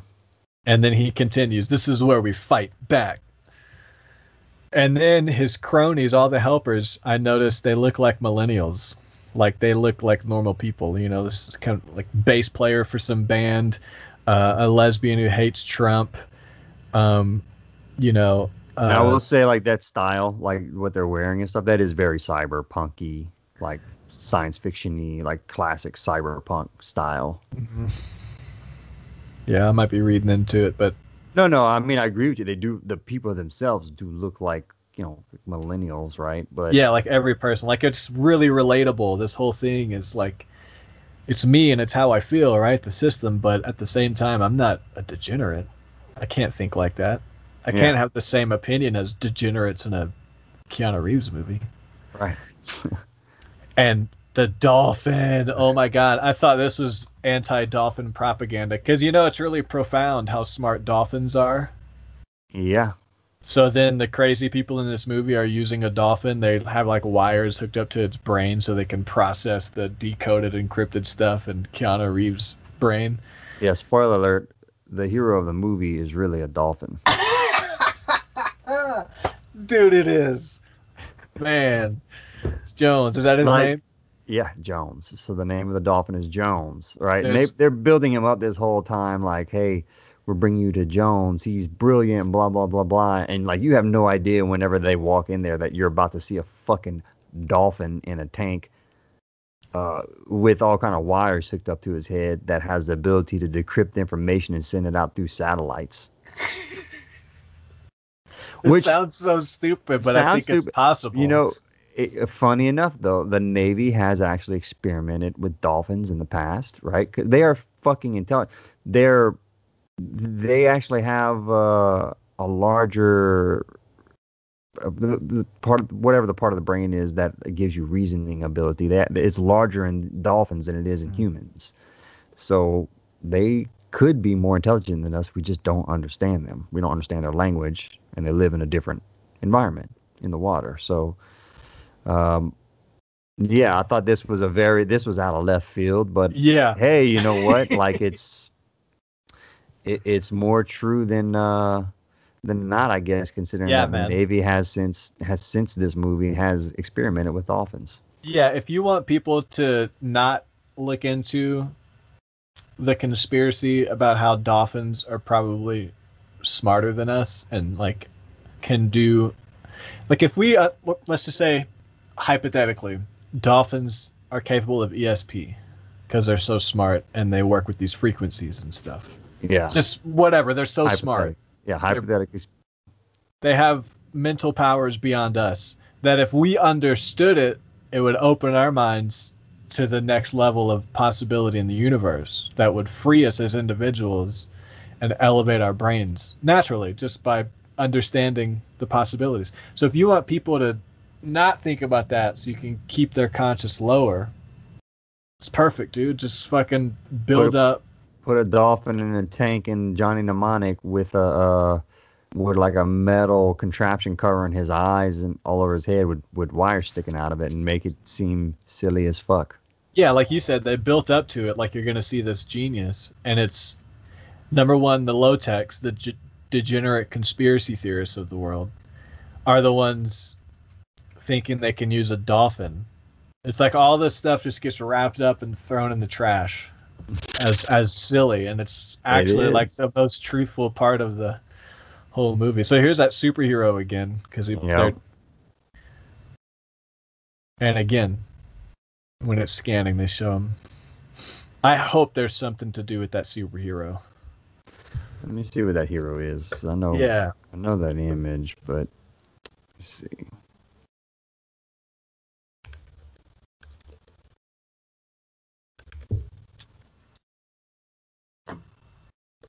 He looks like Iron Man. Like an old Iron Man version. Oh.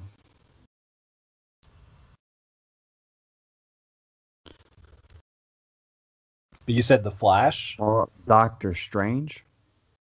That's Doctor Strange? Dude's jacked for a doctor.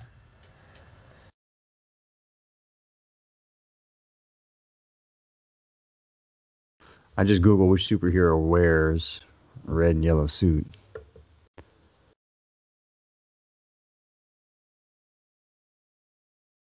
Let me see. I mean, Iron Man is kind of like gold and yellow. No, that's like a legitimate superhero, though. Like from a comic. I just don't know. Like I said, I don't know enough about comics. I don't know. I don't watch none of the comic book movies or anything like that to like know the characters that well. Yeah. So that's why I was like, I know I've seen it before. I know it's a real comic book character. I just don't know which one. It's not an old Iron Man version, is it? No, that doesn't look like Iron Man to me. Because I know he has that red and yellow suit. Let me just Google superhero image Johnny Mnemonic.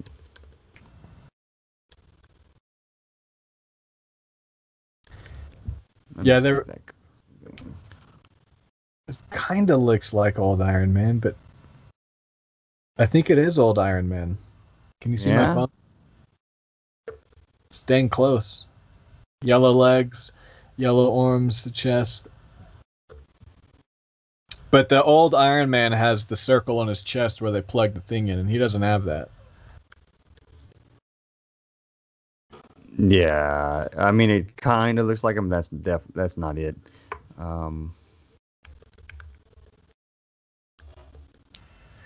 It's not the Flash, because the Flash is all red. Or maybe it is, because he has an X that goes across his chest.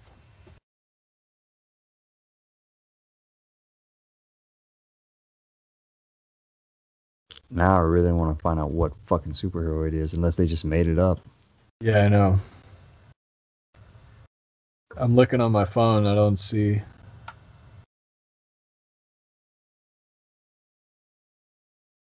What are you Googling? Superheroes? Yeah.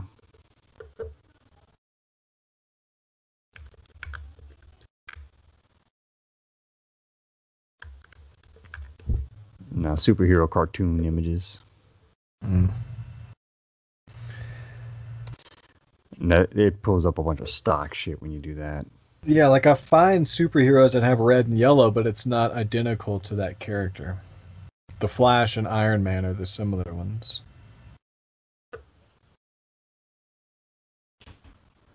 Yeah. Let's see. I'm looking like comicsalliance.com. Maybe it's just a made up one. I guess so, man. It's got to be the Flash. It has to be.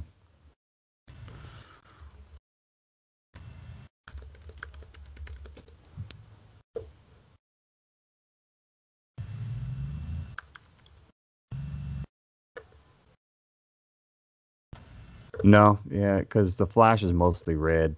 Yeah. Oh well, I mean, maybe it's just a made up character. If any listeners out there know, hit us up. Yeah, hit us up. Let us know. So when he starts the download with the dolphin, it goes into another one of those graphic vortexes, and from our sacred geometry episodes, Jesse, you'll recognize this one. It's a sphere inside of a cube. Mm-hmm. It also looks very AT&T-ish with the lines. It looks like AT&T's logo. And there's also UFO reports of seeing a sphere in a cube. So I just thought that was very telling. Here's the superhero again. There's the superhero again right after itself. Pharmacom. Yep. Well, the superhero is the first image in the decryption key. Yeah. And then it cuts to this guy saying, you know, with the head of the Yakuza, who's the one out to kill Johnny Mnemonic, because he's the hired hitman for Pharmacom. And it's now that there's this weird image that keeps popping up throughout the movie on this guy's like TV in his office that keeps it's like a woman that says she used to be the head of Pharmacom and he needs to do the right thing, more or less, right? She just keeps harping on him. You need to do the right thing. You need to do the right thing. And then finally, here at the end of the movie, we find out like a little bit of the backstory about the head of the Yakuza. And it says, your daughter died to protect Pharmacom's profit margin. It keeps going. Treating the disease is far more profitable than curing it. And that goes right back to what we've been saying. They had the cure 8 months ago, Takahashi. Yep. And then the superhero shows up again after they get the second image, which is No Nas. Yeah. No Nas. So now that lady, whoever that lady is that he corresponds with on the screen, it gets a little weird. We'll get to that in a second. Yeah, that part of it kind of felt like that part of the plot hadn't made no sense. Like I can get maybe some of the symbolism that's in it, but like she came out of nowhere. There's no explanation behind it. I thought it was just a dumbass part of the movie, if I'm being honest. But I mean, it played into the plot line, right? So check this out. Oh shit. Check this out. So now the lady is on all the screens and she's talking. And as she's talking, it starts to get a little evil. She goes, I knew their secrets. Now they erase me. Just like they're saying is being done to scientists and journalists today. They're being erased. They're having their profiles taken down, their videos taken down, their books removed from stores. They're erasing people. So she knew all of their secrets, and now they're erasing her. Another prediction in this movie about how the future is going to work from big corporations who don't like dissidents. So this is where it gets weird. Now flames start showing up. Speaking of Baphomet and the devil, burn me out of the mainframes. She starts talking evil in this part. I knew their secrets. Now they erase me, burn me out of the mainframes. And look at that. How very kind of them. Boom, flames, boy, Johnny. I mean, it's so obvious. They just throw. Why is she on fire anyway? I don't know. I'm talking about burning her out of the mainframe, but yeah. So first they plug Baphomet on the screens, then she shows up on the screens, burning in flames, saying how they're erasing her, begging for help from Johnny. It's very weird. It is very weird. It very came out weird. of left field. Yeah, like I mean, if it was creative expression, wouldn't it have something to do with the storyline, not just so strange. So It's now a really badly done movie, which it is. I love this scene because remember I was telling you how Ice-T went on Twitter and made like that point to the world? Dude, he's literally doing it here. He sits in front of the screen. Listen up, world. Listen up, world. This is the last blast from Low Tech World headquarters. And believe this, we're going out with a bang, baby. So get your VCRs ready because we got what you need. We got the cure to NAS. That's right. The cure to the black shakes. And it's coming to you live from the labs at Pharmacom. And believe this, they did not want you to get this information. So here it is, coming at you, low-tech style. And they're downloading it from his brain with the help of a dolphin. We have the sphere within the cubes. Shows up again. There's a superhero again. The first image, superhero image. Then this was very Baphomet-like to me because this does have that shape. It does have that shape. I just wanted to save that because it does have that Baphomet shape. And then the hexagon comes in and starts shining out. 6 sides with 7 beams of light. The only way is to hack your own brain. And that's what life is all about now, is like biohacks, brain hacks. Yeah. And then this little guy pulls a triangle out, an upside down triangle, which you can see it clearly when you watch the movie. It's hard to get a good screenshot, but it's in the whole triangle and that's basically the character. Let me think how to phrase that. The avatar for Johnny Mnemonic in the digital world. Like Johnny pulls out this triangle to fight against the encrypted virus that's inside the Pharmacom. You know, he has to basically get the information from inside of his implant to get it downloaded, but there's all kind of built-in security to stop him from doing that. That Pharmacom encrypts into their their implant. All right, next scene. So they get the third image, and it's the lady. Yes. It's her. It's a no-nos protest sign. So we have a superhero as the first image. Then we have something, basically a middle image of protesting, no Nas, and then we have the final cure for it all, the image of the lady, the image of Baphomet, cure for it all. Yep. And then it downloads. Get ready. And then as it's downloading, see, as it goes through the download thing, starting with Pharmacom, stand by for download, it starts showing all those biological sequences on the screen. It looks like DNA sequences and shit like that. And for some reason, the Church of Transfiguration is watching on a cross-shaped set of TVs. I just thought that was weird. That was weird. Super random. Like, why in the world would a non-technologically advanced faction of society that's basically homeless have so many TVs they stack them in a cross? I mean, just have one. You're homeless. You got, it's just, it doesn't make any sense. So it's the worship of technology, bro. Whoa, that was deep, bro. I think it is the worship, because there's a church in the background right there. You see that? Yeah, technology is the religion. Wow. Or if you don't want people to think it is, you just associate it with crazy people that they don't want to associate with.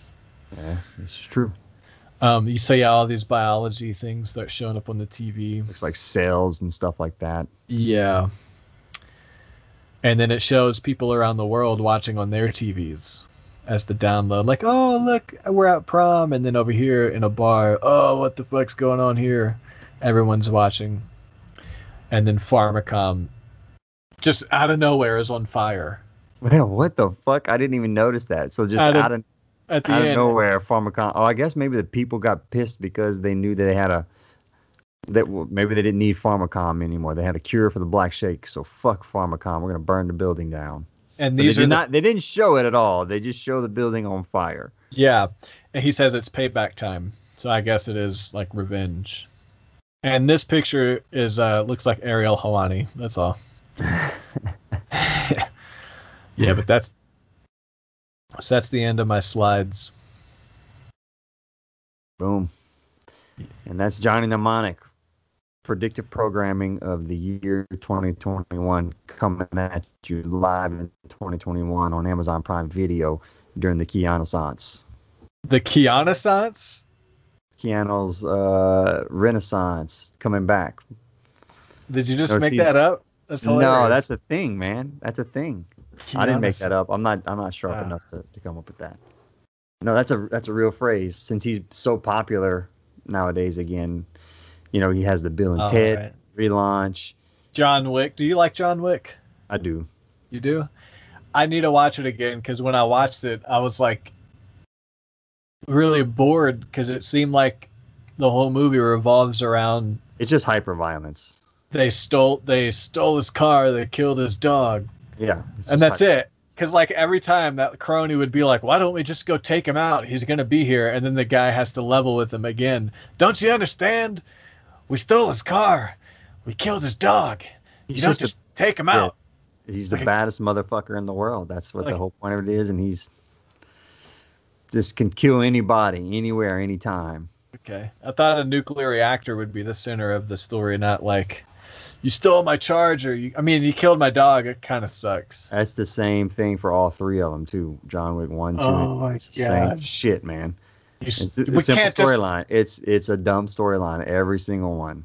I've heard people like it more than Jack Reacher, and I disagree. I think Jack Reacher's fucking badass. Well, see, the thing I can't get on board with Jack Reacher is if you read the Jack Reacher books, how are you going to cast Tom Cruise as Jack Reacher? Like, it doesn't make any fucking sense at all. Like, because he's like 6 foot have you read the books? That audio book on CD you gave me. I have. Yeah, I read a shitload of Jack Reacher books, and yeah, Jack Reacher is this older, disgruntled ex-military police guy who's a giant, right? He's like 6'4" with thick wrists. They talk about this huge dude. They cast him as Tom fucking Cruise. Who's notoriously short, yeah. I can see that. Short guy. He's not that jacked. He's not that big. He's too pretty. That, like, the Jack Reacher in the books is, like, kind of scarred up and, like, kind of just a gnarled up dude, you know? He gets laid in obscure motels and small towns. And he's a dirty fucker. And then this Tom Cruise, Jack Reacher, didn't get laid. I mean, she was like, "Can you put your shirt on?" And he was like, "This is my shirt." And he leaned over to take the car keys, and she was like, I was like, "Oh, they're gonna fuck," and then they didn't. So, I didn't know that about Jack Reacher before I watched the movies. That's why I really liked it. I get it.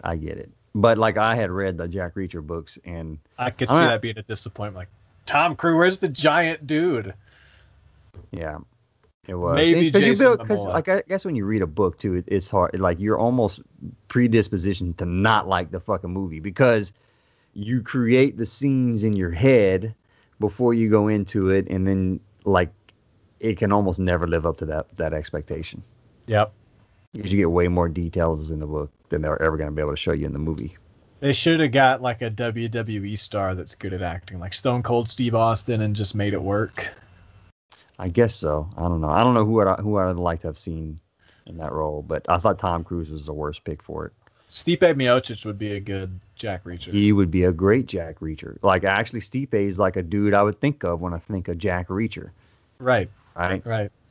So, but yeah, man, it was a fun episode today. I enjoyed myself. Yeah, that was, man. I hope that wasn't too speculative, but I mean, the movie starts off with a bang. I mean, it starts off second decade of the 21st century. Like right now, a disease caused from technology overexposure. I didn't know if they were talking about like because the disease is caused by like radiation from technology and stuff. And that's like the whole 5G thing people are talking about right now. I guess you're right. Yeah. Because they didn't really go too deep into that. But yeah, I mean. Basically, too much technology exposure is the reason they're. Well, Spider talks about it in that big scene in the middle of the movie that we talked about, right? So, yeah. Go check out the movie, everybody, and let us know what you think. We should do some more in the future. I'm down. I'm down with that. Like, I actually had more fun. I thought it would be kind of weird, but I had more fun doing that than I thought. That's cool. I was watching Thor the other day, and Loki has all the bad guys have the helmet with the horns that go up. Oh, shit. Which is like Osiris and the Egyptian symbols, where they have their things that hold the sun. Yeah. And that's based off of the scarab beetle. Yeah. Things. Scarabs. The dung beetle basically is what that is, right? And you know why that's the sacred beetle of ancient Egypt? We talked about this in the Katy Perry episode. Yeah, when they roll the dung, they roll in the direction of the Milky Way. So I was like, oh shit, look, Loki and Thor right here. They're just like, why? If you're being creative this is my whole thing. If you're being creative for a superhero movie and all you can come up with is two horns that Egypt used 5,000 years ago, you're fired. Or maybe not. Maybe that's just what human psyche responds to because there's something deep down inside us. Yeah. Maybe. See, that's another thing is that writer deserves credit for playing on psychology if they intentionally use, you know what I mean? Like either way you slice the pie, it's pretty extraordinary how they accidentally, because there's a lot of movies that predictively program the future. You know? And it's like that. It's crazy. Like this is just one of many. So at a certain point, we're going to wake up and we're going to realize we've been living in the Matrix this whole time anyway. And the Matrix was the ultimate predictive program. Yes. Yeah. And we're going to realize it one day. Yeah. And it's like, what was it? It does fucking feel a lot like we're in a simulation though, right? Yeah. Like it does. Either all of these movie writers accidentally prophesy the future, in which case there should be a lot of attention put on that just because it's cool. Or, I mean, if it's not the government planning in narratives to condition minds, it's all these writers accidentally predicting the future. And then it's actually we're in a simulation, and the people that run the simulation are programming these guys to program predictive movies. How about that? Whoa! So Sony Production is running the whole world simulation right now. Viacom is behind all of it. Yep. Disney, Apple, Facebook, Google. Anything you want to plug? A band song? So, well, I'm very proud to announce that we I've just finished recording my first full-length album ever in a band with Golgothan. So we are 100% complete with that. We have 9 heavy-ass songs ready for you. Your first full-length with Golgothan? Well, it's my first full-length ever. I've only ever put out EPs as a musician. I have never... Metamorphicon's a full-length. Oh, yeah, you know what? You're right. But even though I did a lot of writing with you on that, like, I felt like you were the main... Right, you were like... that. You're part of the writing of everything. I'm part of it, yeah. I guess I should count that. Well, with Golgothan... So I guess it would be my second one, then. Golgothan's still a little different because you're, like, very directly involved. I already had, like, a lot of the songs written. Yeah, so it's still a step, but you are on another full length technically. I am on 2 full lengths. So Metamorphicon, which you can check out now on Apple Music, or and Spotify, all the major streaming platforms everywhere. But yeah, so Golgothan is finished with our album called Leech. I don't know when it will be available. We have started shopping it to labels. We've already gotten offers. We're just waiting for the right ones. Nice. So yeah, stay tuned for that. How are you going to manage that? Like if you sign a contract with the label and they start touring and stuff, how does it? Well, I mean, at the end of the day, they have to, just like we have to agree to their terms on a contract, they have to agree to ours. Like we've already discussed as a band, like the way to be successful in a band in 2021 is not the way that you were successful in a band in the mid 90s or early 2000s, even, where you have to tour nonstop. You do have to do some touring, right? But I'll give you an example. Like one of the bigger metal bands out right now, or in the past couple of years, is Infant Annihilator, right? And that's just two guys. When they released their last album, it was seventh on the Billboard charts. Not seventh on the metal charts, not seventh, no, seventh on the Billboard's top music charts. So they are fucking big. And they've never played a live show ever. Whoa.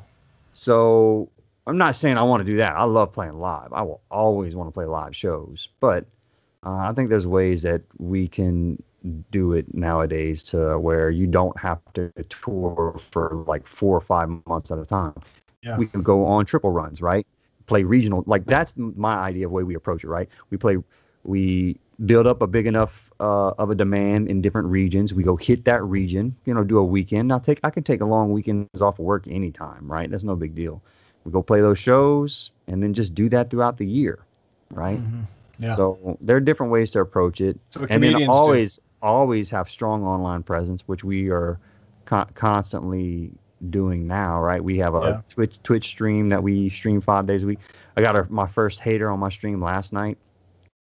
Some dude jumped in the stream and just started talking all kind of shit to us. He was doing the kettlebell killer workout. It was me and Jai. He's telling us we have horrible form. And then he started saying like we're devil worshippers and shit, and we're a bunch of fucking freaks. And then he got to the point where he's saying, I'm gonna come to that house where you're at, and I'm gonna burn the fucking house down with you guys in it. Like all kind of crazy shit like that. Do you think it was someone just pranking? I don't know, man. Maybe, but we weren't even really responding to it. But I was like, look at that, our first hater, right? That's nice.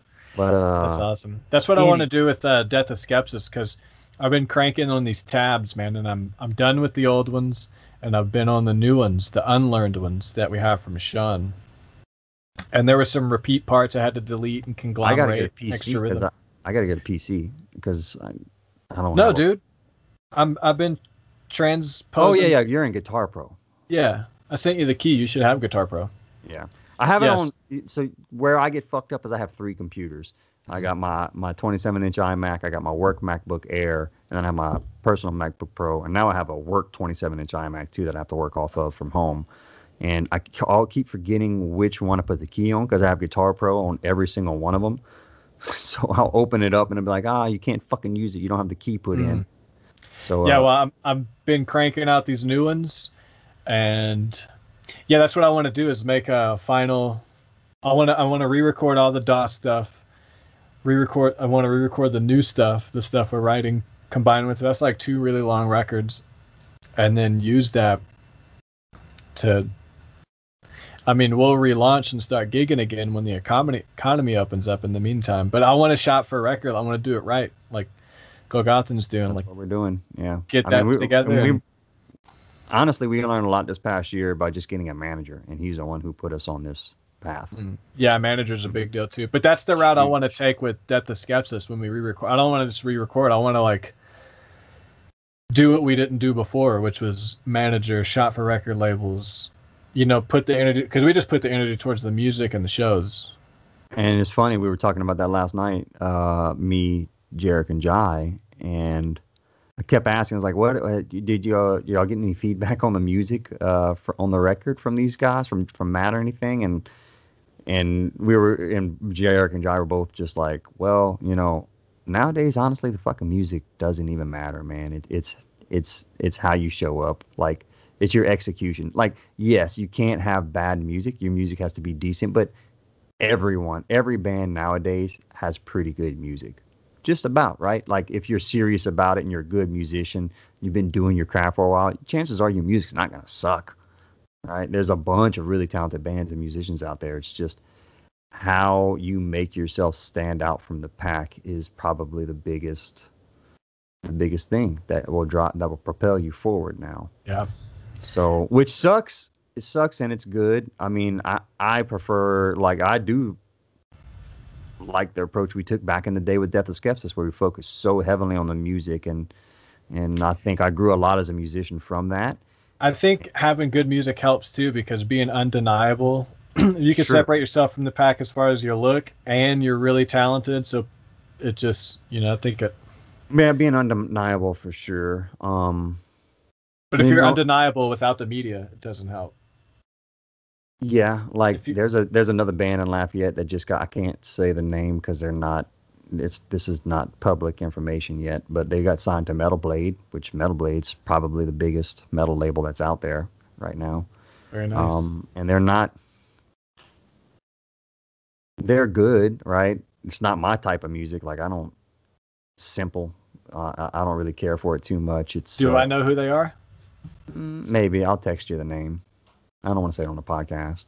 That's what I want to do, though. But I mean, it's not like they're so phenomenal as musicians that's what got them signed, right? That's definitely not what it was. It was just them grinding out, talking to the right people, playing shows, and they do work hard. Like the guitarist is always fucking grinding, writing new riffs and shit like that, and staying engaged on social media. So they work pretty hard, and I won't take anything away from them. But if I'm being honest, like, are they a fucking best band I know even in Lafayette? No. But hey, they're signed to Metal Blade because they made the right moves. Mm-hmm. That's what I want to do. I want to get the media together, get the records together, and shop it and sign a deal and be ready to do it. But you'll already be on a contract, so we'll have to see how that goes. I don't know if you could. I don't think it's gonna fucking matter. I don't think it's gonna matter too but much. me and Ford are our next step. We got this trailer paid for.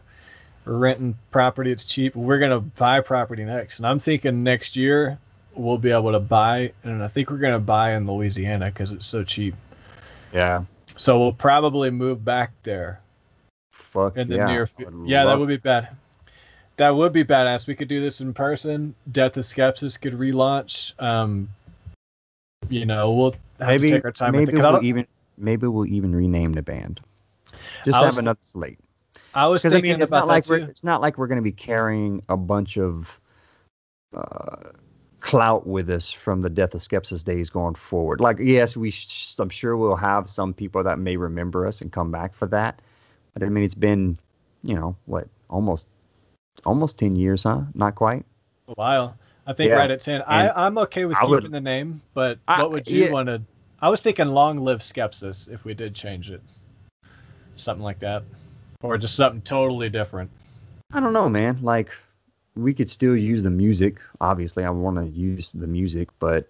Yeah, like if we record the old songs... Be a fresh project, If we record the old songs, maybe release the old songs under the moniker Death of Skepsis. And I don't know. I would want to keep it under one, because then we'd have these two accounts and these two things. Yeah, you're right. Yeah. Yep, but I don't know. Maybe we'll keep it. I was just thinking, like... I'm okay with that, too, because like bands, they lose members and replace them, and it's like not the same band, so maybe like rename it and start. You know what I mean?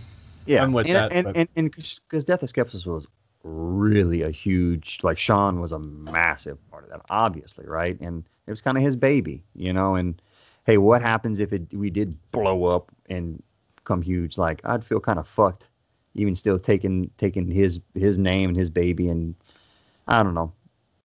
He would be counted in the writing royalties, and he would get his share and still be writing. He wants to write on new stuff. He told me, he's like, yeah, he said, whenever y'all write new stuff, let me know. I wouldn't mind contributing. So, I mean, I think he's still going to be a part of it in whatever way he can, and maybe even play select shows locally. But to rely on it, I'm even thinking like Steve-O might, at the end of the day, because he made comments about, I don't want to do a reunion show and be like Guns N' Roses all washed up and playing shitty. So I think his perspective is like, all of this is holding on to the past and we're just old guys getting fat. And my perspective is, no, we're men and we're going to work and challenge ourselves and progress in life. Yeah. It's like the opposite. So that's also why I said about maybe another name change, but with the same members. But like, hey, you know what? This is the next fucking phase of our art, what we're bringing to the table, right?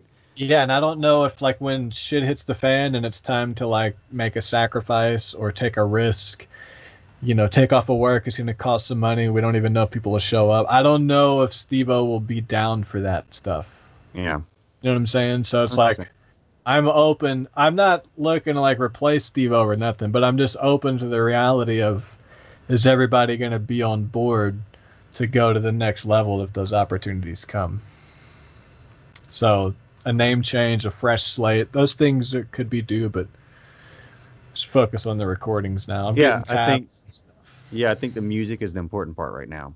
Yeah. And I have because if I buy property there, I'm paid for, I'm debt free, I got no rent, and I can put a shed studio in my yard. And I haven't had a drum set up in a decade, dude. Holy fuck. You can't have your drums set up when you're renting apartments and living in sailboats and you're a room. You know what I'm saying? So it's just been practice pads, and then I play on a drum kit when I set up to record for a week. So it's like, for me to buy property and set up a shed and have my kit, it would be a return to what I haven't had in like a decade. Even though I've still been a drummer, I haven't had my drums. So that would be huge. That's the most important thing for me right now. Where I'm at now is like, I need property paid for so I can be debt free and have a studio. So we fucking crush these records, put out all of our re-record the By My Hands too. I'm talking like natural drums, mics, mic the guitars, multiple mics, mic the bass, multiple mics. None of the direct in, like multiple mics, super dimensional sound. I'll send you I'll try and send you a copy of at least one of the new songs from the Gotham cut. See what you think. It's all done. So, yeah, it's we record direct in just because that's how you track it, but we reamp it. Yeah, because you get the mic and all the sounds. Yeah. That's what I want to do. Yeah, you reamp it. We used 2 different heads. We used an Ingle, which is like a fucking $2,000 guitar head. We used like a Black Star for the solos. So like we have all kind of different tones on it. It sounds fucking good to me. Bet, dude. Sounds thick. Sounds thick. And the same thing with the drums, So that's awesome. I think I'm gonna send you a cut of it and let you hear it and see what you think. Jai's still working on the mix of it. Like the last mix he put out was a little too loud. Like it sounds a little crushed. So I think he's gonna fix that, and I'll send you the fixed version of it.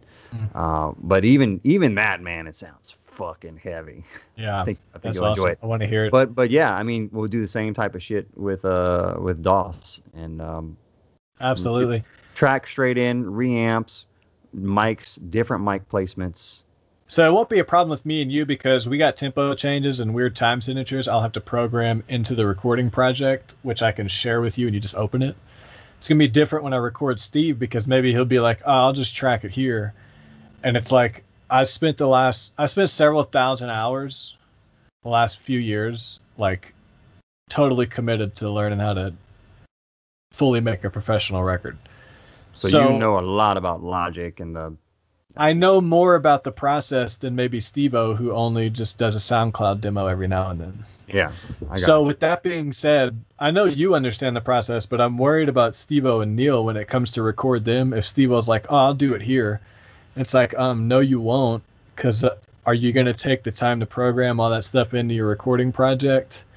You're going to record direct in. I want to reamp so I can put multiple mics, because that's what I'm doing on the Alfred record right now. I got 3 mics on the bass guitar, and it makes a huge difference. Those 2 room mics, pan left and right. The fret noise comes out, man. The clarity is insane. You can hear a difference when you mute the 2 and then unmute. So, like, I don't want to settle for anything less than the best we can do for this record.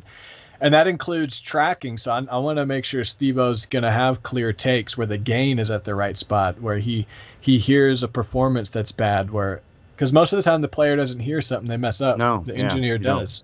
Yeah. It's really important that I'm there, and I don't want it to get not only that, but like you could also, like, as he's recording, it may sound like, oh, you came in fucking perfectly right there. Yeah, but you're like a little bit off the grid, which is going to throw everything off, right? So let's do it again, or I know you can flex and trust. I get that, but I'm saying it's those little things. Like if he does it by himself, is he going to take the time to actually cut, move it, flex it, do what he needs to do with that? Does he know how to do that? Flex. I need him to make sure the gain is good and fat. I need him to make sure he doesn't clip and hit too hard. I need him to make sure his punch-ins are clean so that you can edit together with like there's things in that engineering tracking process that I know now how to do real cleanly and fast that I don't think you would. So it's like keyboard shortcuts about how to like cut, like I learned one where you can like cut the waveform like on the grid perfectly to where you can move it around easier. It's just a quick key combination and it cuts it for you. In Logic. Interesting. Yeah, I'll have to share that with you. But I was actually, but I get what you mean. Like you learn how to do this shit real quick and easy and perfect. I was stressing about it the other day because I was thinking about when it comes time to record Neil. Because last time when I had him do the screaming on the Metamorphicon, I drove across the country. I got a hotel for 3 days. He did one take, said his voice hurt, and he stopped. And then we were like, all right, let's do the studio tomorrow. I remember I drove across the country and got a hotel to record him. Yeah. And he bailed on it after a take. And then the next day he said, I'm actually hanging out with my girlfriend today, so my voice hurts, so I can't do it. And that was it. We did one take. And I was there for 3 days, and he bailed on me because he had plans with his girlfriend because the plans we made to get to work weren't good enough. You know what I'm saying? So it stresses me out when it comes time to record Death of Skepsis, and Steve-O might be like, now I'm getting upset and stressed over things that haven't happened. Yeah, don't get upset about it. But it's like if Neil plays me like that and I show up and he's like, oh, my voice hurts and I had plans. It's like, you didn't have plans to do this? Like we planned for 3 months. I drove across the country and got a hotel and you're just going to not be ready. So it's like stuff like that. I'm like, man, I hope they don't, because I know people are like, oh, Dylan has a weird But dude, at the end of the fucking day, if we have to, I'll fucking record the bass on it if we need to. Yeah. I mean, yeah. Not that I'm a phenomenal bass player or something, but I can play bass and I can do it with my fucking fingers. Yeah. I was just like foreseeing the future, like, man, it's going to be stressful trying to record and make sure they're ready. And because I know people have this thing about me, like, oh, he gets mad at weird stuff. So I don't want it to be this misunderstanding, like my ego is involved and I want to be in control. It's like, no, I do professional work right now and I'm going to make sure it gets done right. That's why I'm going to show up and record you and you're going to be ready to do it. And I see Neil being like, oh, just send me the tracks and I got a buddy that'll track. I was like, is he going to program all these time signatures and tempo changes? Is he going to use the right mic? You know what I mean? Like, I don't want it to get weird when I have to lay my foot down and be like, no, I'm going to track this and you're going to be ready. Unlike last time. So I don't know. We'll see how it goes. Yep. And I obviously have some resources with Jai that I can use for us too if we need to. What do you mean? I mean, even if like I just want to get like another set of ears for like tracking and stuff like that. He's a great resource for that. Okay. Cool. So sweet. Yeah, man. So Good that episode. Was a fun episode. When's the band coming out with some new stuff, man? What band? The band you're in now. Alfred? Yeah, Alfred. Well, we are dropping a new jam tape very soon. We just put up a new jam cast. So if you go to our YouTube, that's there. Jam tape coming very soon. And we're working on this record. We're tracking bass this week. We're finishing Saturday. So that record's probably going to be out this summer. Fuck yeah. Full length? Full length. It's a fucking awesome, badass fucking record, dude. Like, fuck yeah. It's one of those records where it's so fucking awesome, dude. It's like a yellow card skater rock record, but it feels like Rush because like Spencer's so good on bass and I'm just shredding on the drums and then Joe's just playing the songs. It's the record I've always wanted to hear. It's fucking awesome, dude. I can't wait to fucking hear it, man. There's double bass and China breakdowns in the middle of just this like song. That's fucking awesome, dude. It's so cool. I can't wait to hear it, man. Have you heard our first one? Yeah. Okay, yeah, that one was very crushed. I used the single band compressor to master it, and I should have used the multi-band. But yeah, that was a cool record. I'm excited, man. I'm excited to hear what y'all come out with. When are y'all playing any shows anytime soon?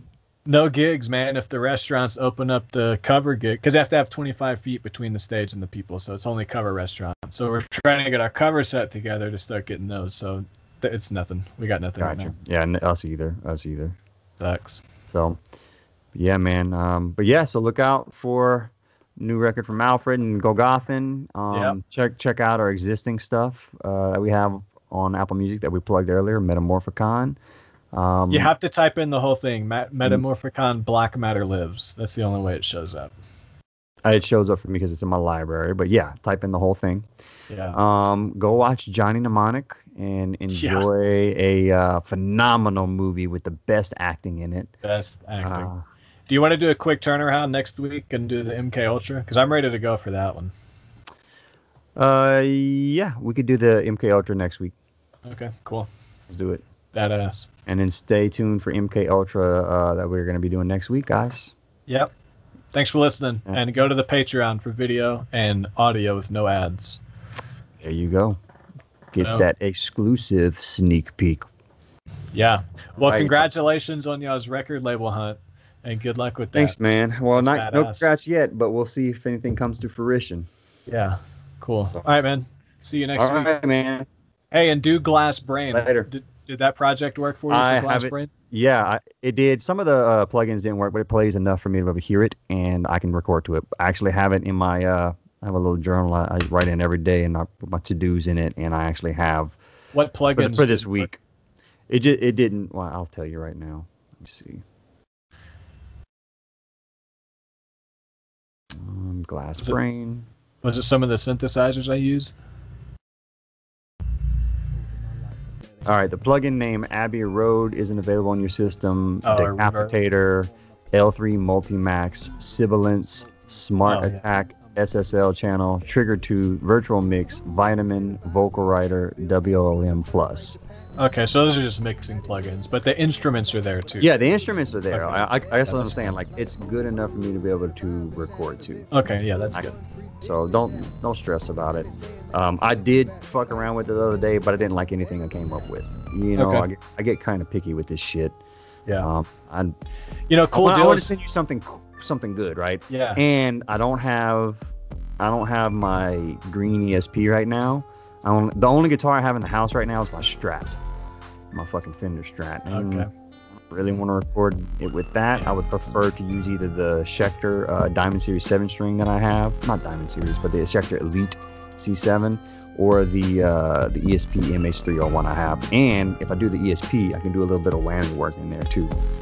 That'd be cool. Which would be cool, because I was fucking around with some harmonics on it, just to get, because I think I want to do a couple tracks. I might do like a track with some harmonics going on the background that kind of fit really well, and I was thinking maybe doing some whammy shit on that. That would be cool. Then I want to also maybe do, I want to do multiple tracks. I want to do one. Is there a bendy melody in there? Yeah. That's why I want to be able to like hit a harmonic and then use the whammy to fuck with it. Yeah, that's cool. So that's kind of one of the ideas I had, and then I do want to get like a really, I'm gonna come up with some riffs to go behind it too. But I want it to be subtle. I don't like guitar parts to be too overwhelming in songs like that. Mm-hmm. I think they need to be just a compliment to what you're already doing. Yeah, what you did in Illuminati Squatty Potty was perfect.